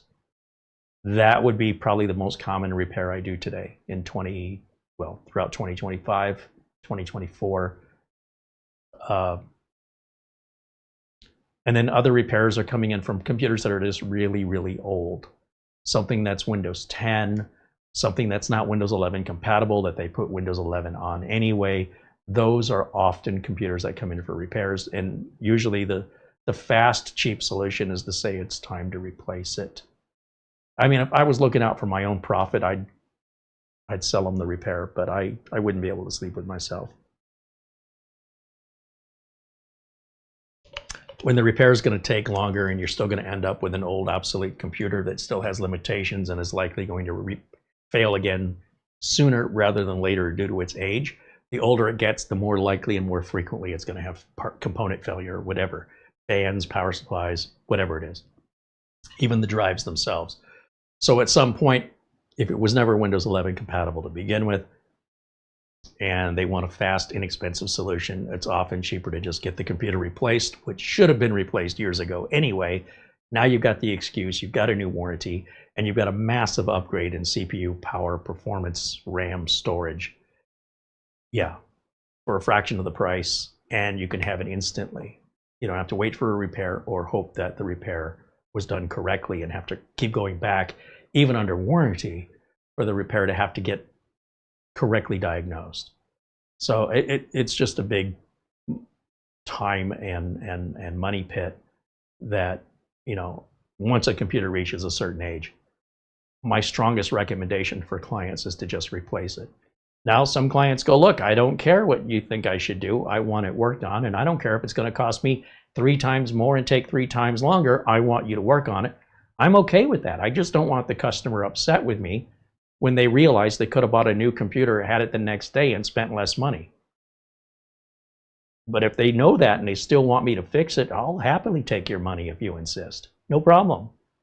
That's why I'm a terrible businessman.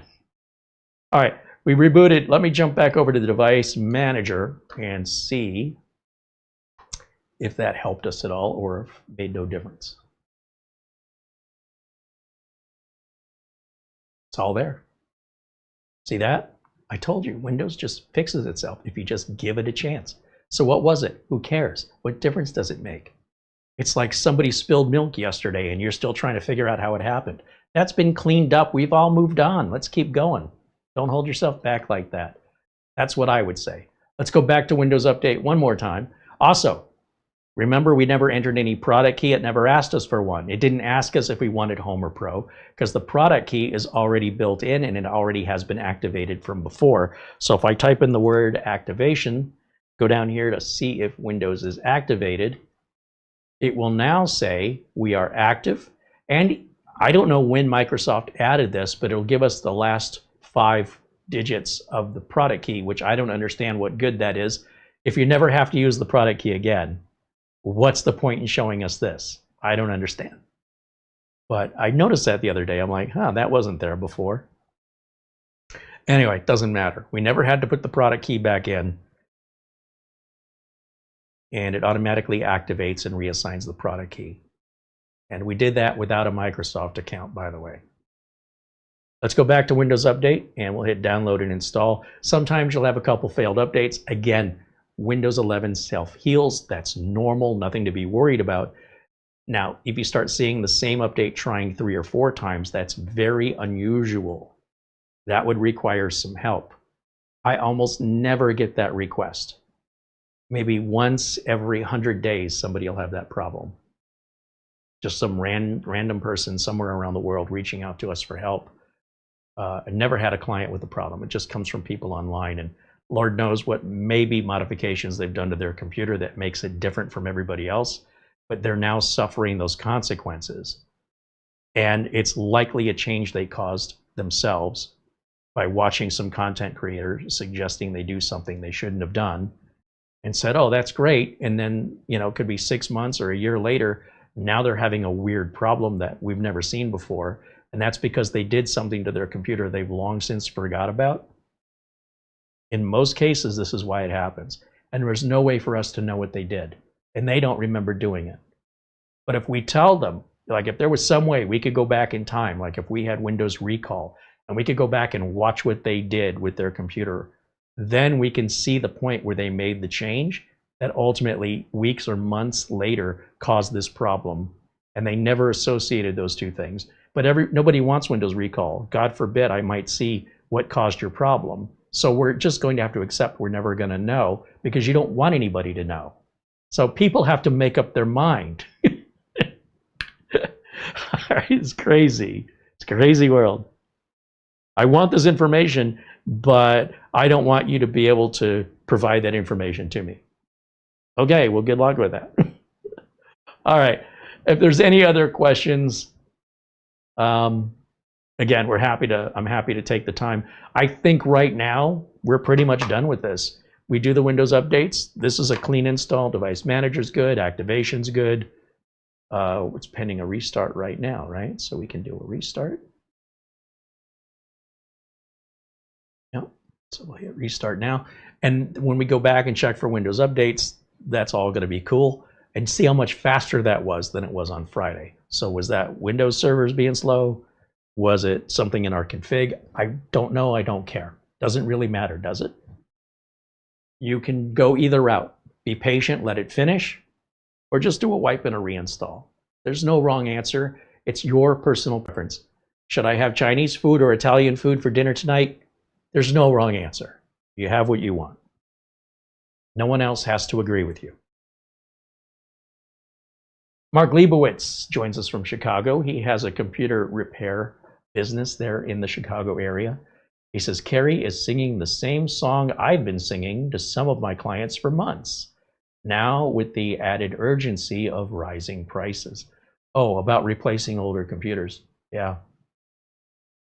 Yeah, you come back to watch this video in May,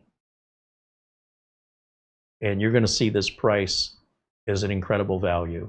And I'm already anticipating comments going, I wish I could buy that computer at that price today. Well, it is today, and you can buy it for this price today. But don't come back here in May and leave me such a ridiculous comment, because that, I mean, duh. Who else wouldn't want to pay for yesterday's prices before the price hikes? I wish I had bought that Google stock or that Nvidia stock before the price went up. Yeah, so does everybody else. What else is on your mind? All right. Andy says, overall, it looks like a nice Mini for the price. I think so.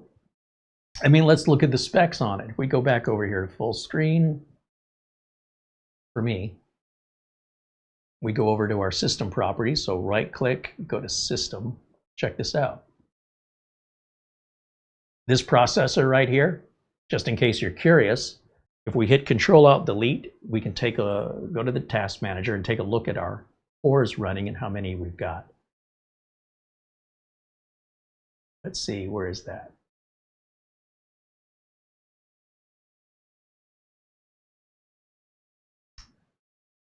I always forget where this is. Right here. Let's go a little wider. Drop this down a little bit.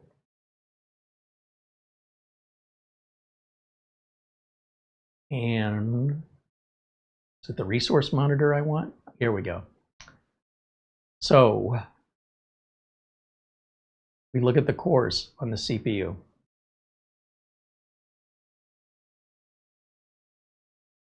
Look at all of this.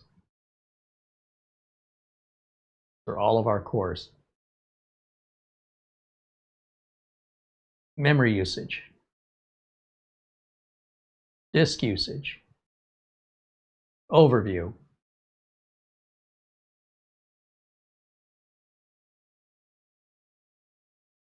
This thing is completely silent despite having two fans. One underneath that's cooling our RAM and NVMe, which I very much appreciate. Most many PCs do not have that. And of course, the required CPU cooling fan, which is whisper quiet. There's our storage. We're borrowing 128 gigs of RAM from our main installed RAM for the onboard video, which is how onboard video works. i5-12600H. If we scroll down here, am I running the latest version? How does having 16 gigs of more RAM impact my performance? We can check our domain or workgroup area here, which includes checking information on hardware, the advanced tab with regards to any performance settings that you might want to adapt or change. System restore, you can turn that on or off here, configure it. And of course, remote access if you want to allow that. That's built into Windows. System protection and system settings were all in there. Those were the other tabs. Okay. Now, if we scroll down a little bit further, the product key, remote desktop, device manager, BitLocker. You can verify BitLocker is off. You want to make sure on that. The other way you can verify, especially with Windows 11 Home, is just right-click on your Start menu and go to your disk management. And if BitLocker is enabled on any of your drives, if you have multiple drives, you'll see it locked here. You definitely want to make sure BitLocker is unlocked before you do any BIOS updates. And BIOS updates will warn you and tell you, you better make sure you don't have BitLocker on. And if you do, I hope you got your key, but most people don't, and around the wheel goes. So if you don't use BitLocker, you'll never be in that situation. And if you verify that BitLocker is turned off, then you don't have to worry about checking that in the future. If you like double check a firearm to make sure it's not loaded, it won't magically load itself. That's all I'm saying. You don't have to wonder. Now you notice the Intel driver updater here. It's got a red dot telling us there's something it's detecting that's updated, probably a video driver. So let's start without data. This is our Microsoft Edge we're configuring for the very first use. Just turn all this off. Okay, Intel 11th to 14th gen. Okay, this is the GPU driver. So it's just an updated version of the graphics card driver. And graphics card drivers make a huge performance difference, security difference, and compatibility difference with other software from video editing, photo editing, and even gaming. Now, this is not a gaming computer. I guess if you wanted to play retro games or older games on it, but that's not really what it's for. So if you're into gaming, you know, spend accordingly. You probably want to look more towards AMD for that, if that's a big deal to you. It also says there's a newer version of the Intel driver and support assistant, even though that just got installed. Apparently it's wherever it's getting that, if it's Windows Update, it's an older version. So we'll hit update now, and we'll open file up here, say yes to that. And what that'll do is it'll open yet another tab. This is going to get really confusing up here because we have our welcome tabs, which I don't need open. And then when this new driver support assistant restarts or fires up again, it may open yet another tab if I wait here, or I can just hit refresh. Wait a minute, it's doing something. I'm going to just hit refresh. I'll turn this and say no thanks on that. And now, yeah, so I think it's still loading. That's why. That's my impatience causing this error. I want to refresh again.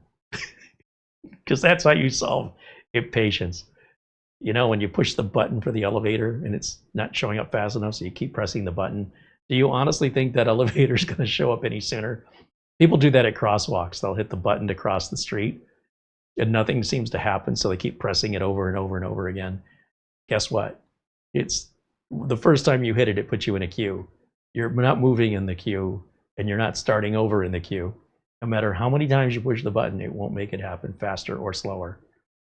All right, now it looks like it's doing the full scan now, so I think the driver assistant update finally went in. It already downloaded, so all we have to do is hit the install button to get that latest graphics driver. And again, this does take a minute to install because it's a graphics driver, so don't expect you're going to do this that quickly, but other drivers usually install lickety-split. It's just the graphics drivers that tend to be a little bit more involved. You know, they're physically larger. You know, you're looking at, 600 megs to almost a gig on NVIDIA drivers, and even some of the Intel drivers. These built-in GPUs, those drivers are usually a bit smaller, maybe about half the size, but that's still about 100 times larger than an average driver. So that's why these do take longer. And they generally don't come out as frequently as some others. It just kind of depends on the age of the video card. The newer it is, the more frequent the drivers will be, generally speaking. And the older it is, the more likely there won't be any more driver updates for it at a certain point. Because the company's got to pay money to developers to write and test. And then the web developers to update the website, put it on the server, pay for the bandwidth, and yada, yada, yada. It's very expensive after a while. And they're not there as a charity. They're there to make business, stay in business, to make money. And unless they're charging you for the drivers, I just don't expect free driver updates for life. At some point, you'll still be able to get a free driver, but it'll be, last updated years ago. That's a good sign telling you it's time to replace your computer if that's important to you. If it's not important to you, then keep using the old computer, and this wouldn't be a bridge you'd cross or care about anyway. All right, once again, I'm going to agree to this, disagree to that, or decline, and then hit start. And back over to the chat just to see if there's any other questions.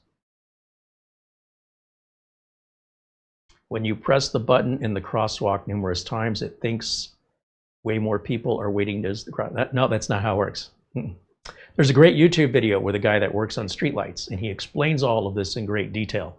and explains that it doesn't make any difference. Now, if there are buttons across north and south and the button across east to west, then it calculates that out. It's all done with a computer. And if you're interested on YouTube, there's a guy that does nothing but he opens up the traffic light boxes. He explains what all the computers are in there, how they work, and what function they serve. And he did a whole video just on how the crosswalk buttons work. So there's a lot of misinformation, and I really appreciate that somebody that does it for a living, a professional, explains it. And it's a great resource when you find professionals that are making videos on YouTube that can actually demonstrate it. So you're not just taking their word for it. And this guy, it's fascinating how traffic light works. It's way more complex than I ever thought it was.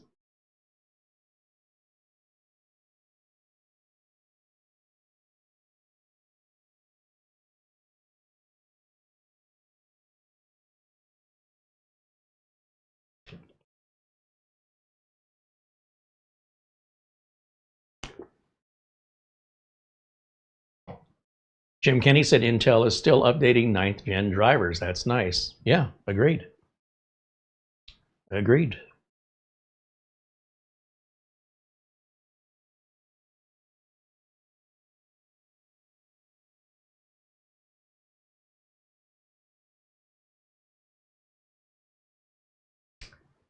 All right, guys, I think that wraps it up for today's video. As you can see, we've got a brand new, this is better than new now because of all the Windows updates being on it. And we don't have to worry about if the manufacturer, and I'm not saying I had that concern to begin with, but if the manufacturer did some kind of modification to Windows. Initially, I was a little concerned when I saw the Intel device assistant, the driver assistant, installed by default on the mini PC after I did the updates. And I thought, oh, did Minisforum do that? Where did that come from? And now I just verified it seems to be coming from Windows Update. And that, in fact, as I expect, Minisforum is not altering the default Windows 11 installation properties, aside from making sure that you can bypass the online account requirement. But it was 24H2. I don't expect to see 25H2 installed by default until sometime around the spring for any manufacturer. It just takes that long to get it developed, to get it deployed, and then eventually for those shipments to arrive, and then for us to have it here. But the first time I see one, you know, when we're reviewing product here, I will say, hey, you know, let's bring out the glitter and the confetti, because we'll see a first one. But I'm not expecting to see that this early on. It was just released in October, so probably 6 months. So what does that make? January, February, March. I would say somewhere around the middle of March is when I expect to see the very first pre-installed 25H2 on any pre-built computer. All right, ready for a reboot here, so we'll do that. And then when this restarts, the Intel driver assistant should have a little green dot next to it. I'll also put VLC on here. I'll put my Windows 11 optimizer on here, or at least just run it. And I go through the pre-installed apps, and there's a few things I take off. I don't like the remote desktop connection, although the Windows 11 optimizer will remove that for me. But if there's things like Microsoft Teams, if there's Microsoft News, Xbox Live, I uninstall all that stuff. That's all bloatware to me.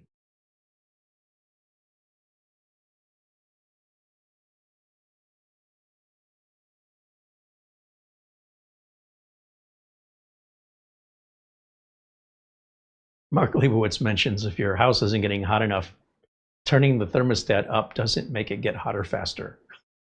This is true. I never thought of that.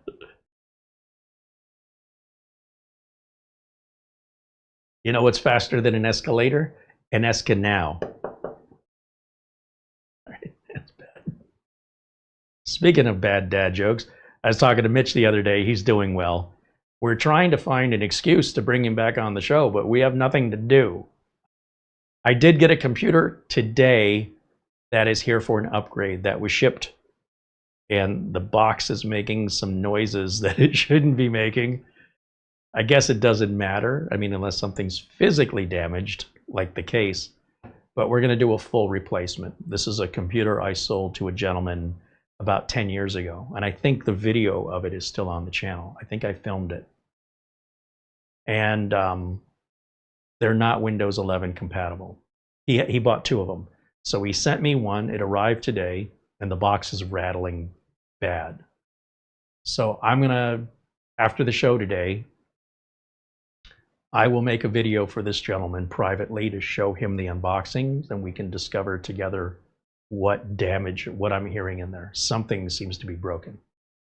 Again, I'm not too worried about it because the goal is to replace everything anyway. He just wants to keep that Corsair 200R case and the optical drive. Everything else we're going to replace. And when it comes to the actual work of me doing that, I'll probably show that on Tuesday of this week. Tomorrow, Monday, is our members only video, so I hope all our members will join us. I have a lot of updates regarding, you know, this whole taking off a BIOS chip from a motherboard to update it and then put it back. Might actually try that tomorrow. So if you're a member, join me. I've never done it before, and I'll have a fire extinguisher handy. All right, we've rebooted here. Let me right click real quick and go to full screen. I'm going to close this window out. And then if we go down here, we should see just a green dot, or just no dot on the Intel driver and support assistant, which is perfect. That's our Bluetooth driver. Everything looks good here. And Windows security looks good. Everything is happy. So again, anything at this point I would change are my own personal preferences, but this is good to go. I just like having the standard theme. Keeps me happy. And I can then shut her down. And then we're going to go back full screen on camera 1. Just like that. So remember, the steps that I've shown you will work on any computer. Having a 16 gig flash drive, or at least an 8 gig, that is dedicated solely for this. Don't try and use it for multiple things. I cannot stress enough what a bad idea that is. I've had people that have businesses in their homes that let the kids play with the business computer, and then they call me in a panic going, I can't do my work today because I don't know what my kid did to my computer last night.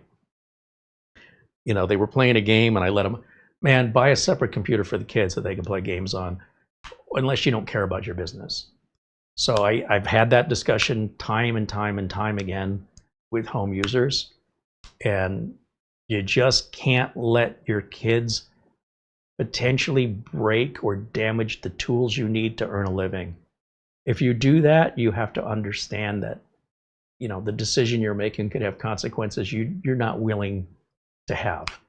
So whatever that repair is going to cost you, whatever business you're going to lose waiting for the repair to get done, would probably more than cover a cheap computer for the kids to play with.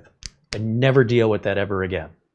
Then when the kid says, hey, Daddy, my computer's not working, you know what, I'll get to that later, I'm at work right now. It's a very different attitude when it's the computer that the kids use that needs work versus the computer you need to earn a living needing work. So for that reason, I would say dedicate a flash drive specifically for your Windows install, and go ahead and make your Windows 11 installer and put your drivers on it, even if you don't need it, so that when you need it and if you need it, for the simple cost of a few moments of your time and the cost of a flash drive that you may already have laying around doing nothing anyway, just being empty, label it, put some kind of label so you know what it is, put it somewhere where you can find it, and hope you never need it. And should you need it, thank me later. That's it. Thank yourself later if you're having the foresight to have a potential tool that can save your bacon instead of trying to go get the tool, which is just going to delay you getting back up and running again. That's my perspective. That's the way I see the world, because the likelihood of you needing this is far greater than the likelihood of you not needing it, at least if you run a Windows-based computer. It's like carrying around a spare tire. You know what I mean? I hope you don't need it, but if you need it in the middle of nowhere, Tow truck's going to take an hour to get to you and cost you some money maybe. You can change it yourself. Your basic tools, assuming the tools are in the trunk. Pretty basic stuff. So if you're not prepared, don't plan on keeping a schedule. That's all I got to say.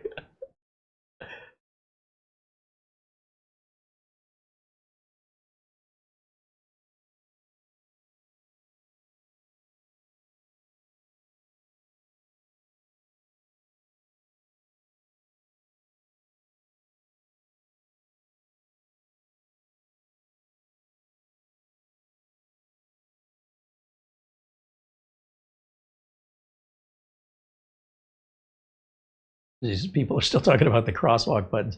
If I jump over here to YouTube, I can recommend this guy's channel because it's, if you're that interested in it, because I was, maybe you will be too. I'll give you the name of his channel here.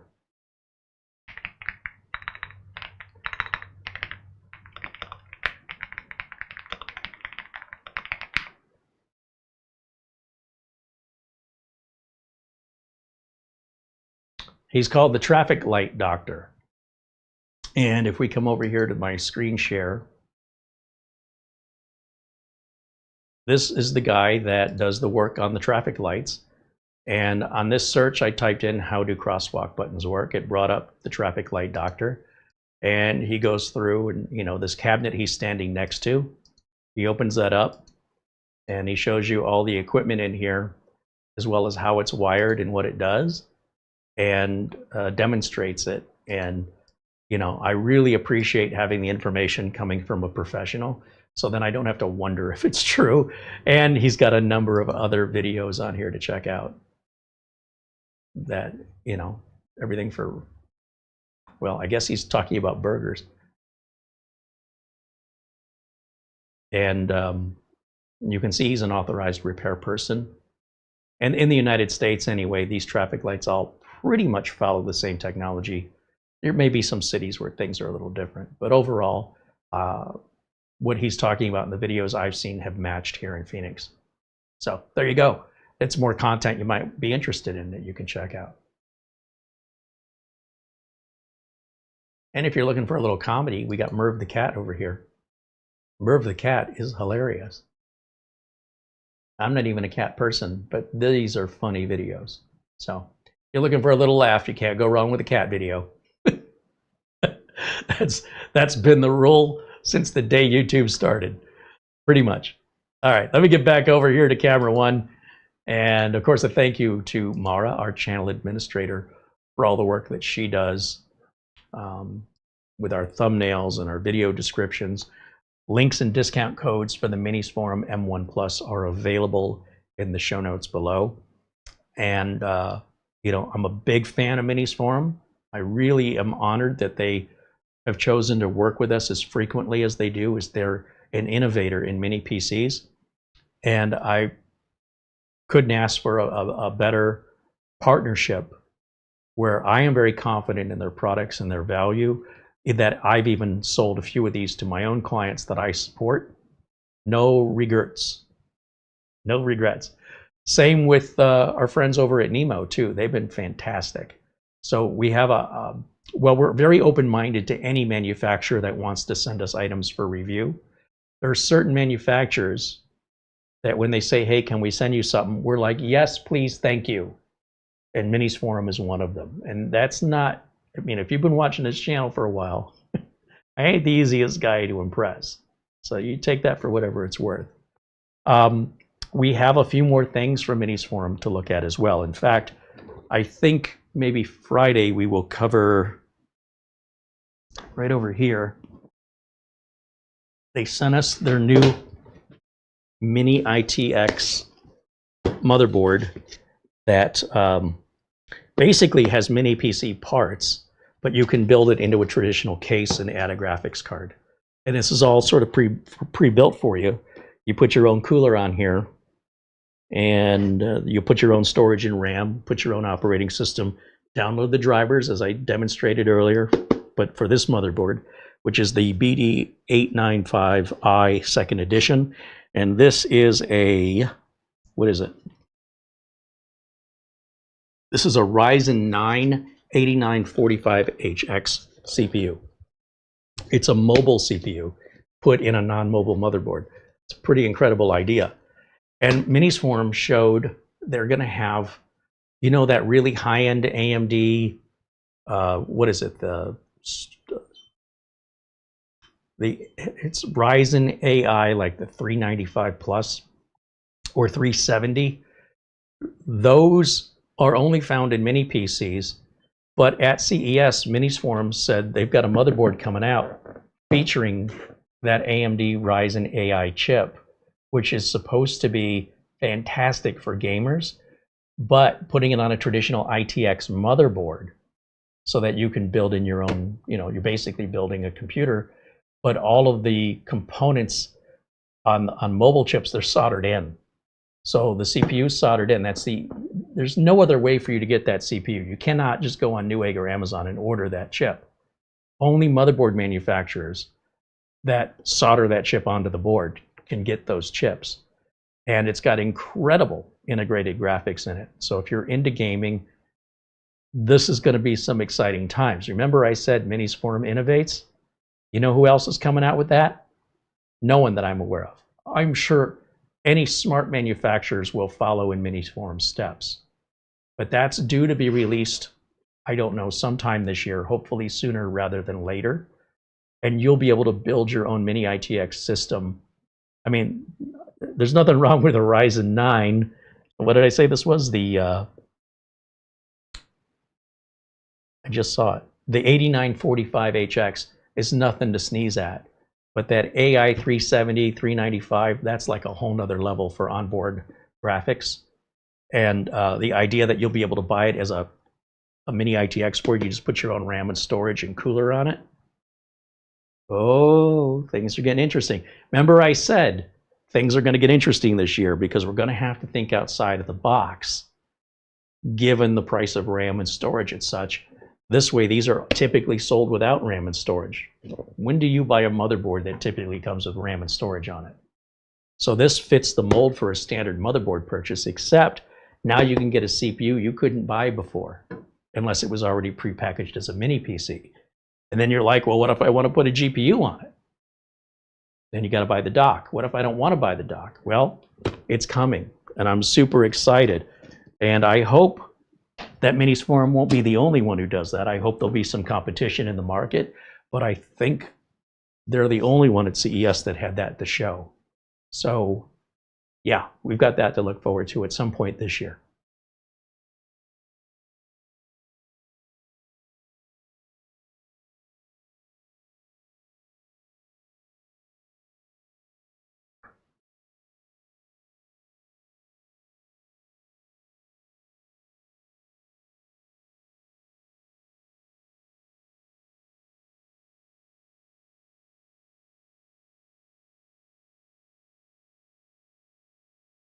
Oh, Phil Stott said he was referencing a scene from Crocodile Dundee. That is a dated reference. Holy cow. Was that the 80s?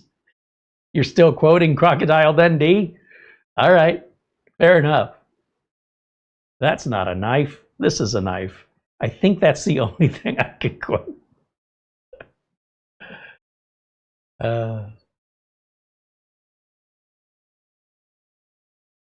Doman 2000 said he's seen some Acer laptops that already have 25H2 installed. That's fantastic. I'm glad to hear it. We haven't seen any yet, but like I said, for the resources that we get our computers from, we have never received anything from Acer, for full disclosure. So I don't have that as a measuring stick. If it's not a company we work with and not a company we have ever worked with in the entirety of this channel, then we are disconnected from whatever that company is doing. I'm speaking from our experience with the manufacturers that we work with, what we can expect moving forward. And as such, if you're following along with us, that you should expect the same. But the minute you vary and go into a different direction, I can't speak for what's going to happen for things I don't have experience with. But there you go, right? It's not a truism for all. It's a truism for me and this channel and what we've experienced and what we can expect. So outside of those boundaries, I have no idea what goes on outside of the fence. Kind of stay within the compound here. But good to know just the same. Dustin Fuller says, great stream as always. Thank you, Dustin.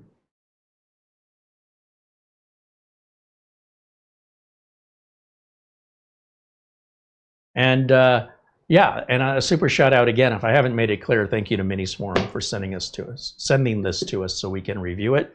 I really do like it a lot.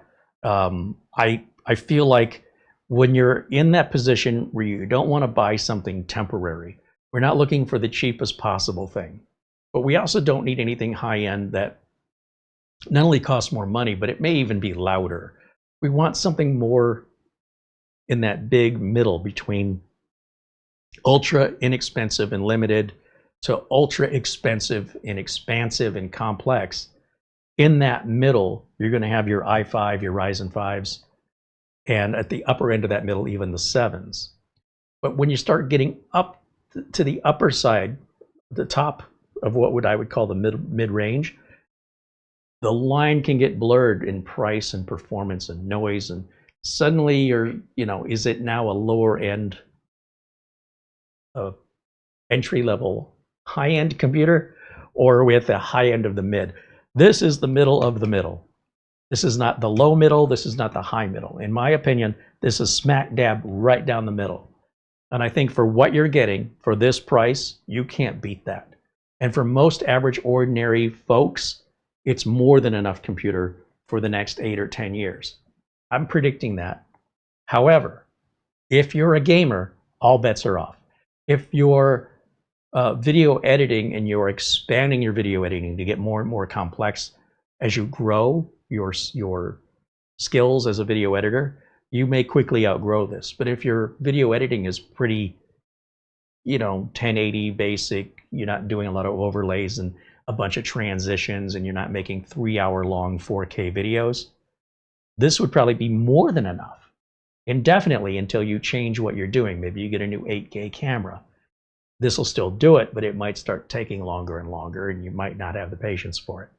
So I think for most people, you're not overbuying and you're not underbuying. You're getting something that's good for today. It'll be good for the future to come unless your needs change.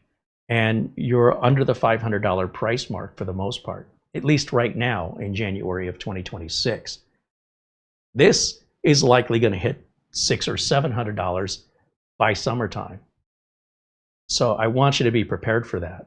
And you'll say, yeah, I wish I could have bought it when it was $500.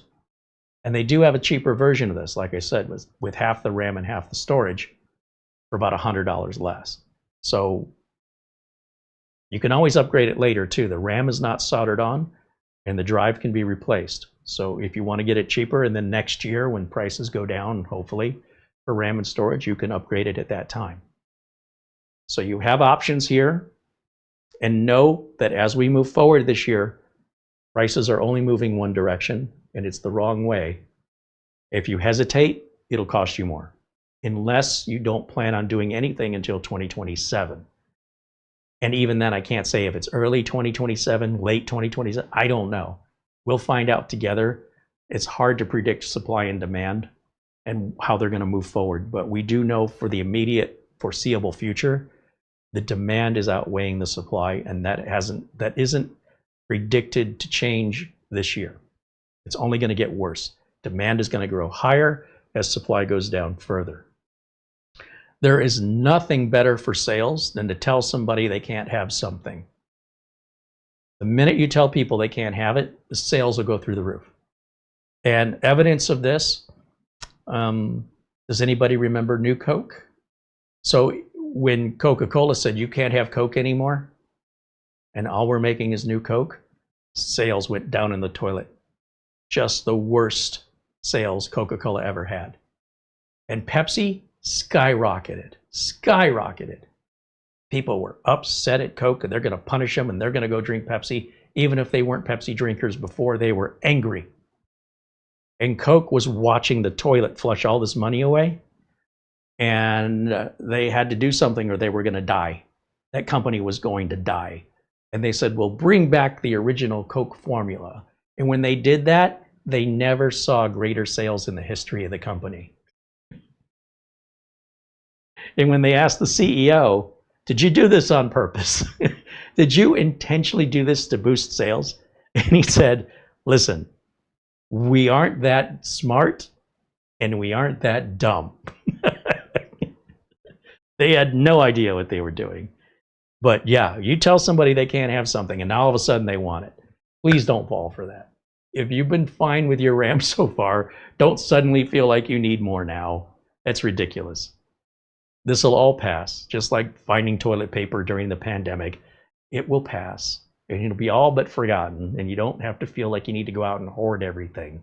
It'll be fine. Take a breath, relax. We'll keep an eye on it together, and I'll keep you updated as the industry moves forward and progresses. Whether that progression is good or bad in the near future, we will eventually come out of it. So it's okay. Everything will be okay. That's going to wrap it up for me for today. Thank you all for watching. Thank you for the super chats from everybody today, such as, well, the membership renewals from Rip City Raider, His Coolness, Luke Greeny, and Mark Gaines. Thank you guys for renewing memberships.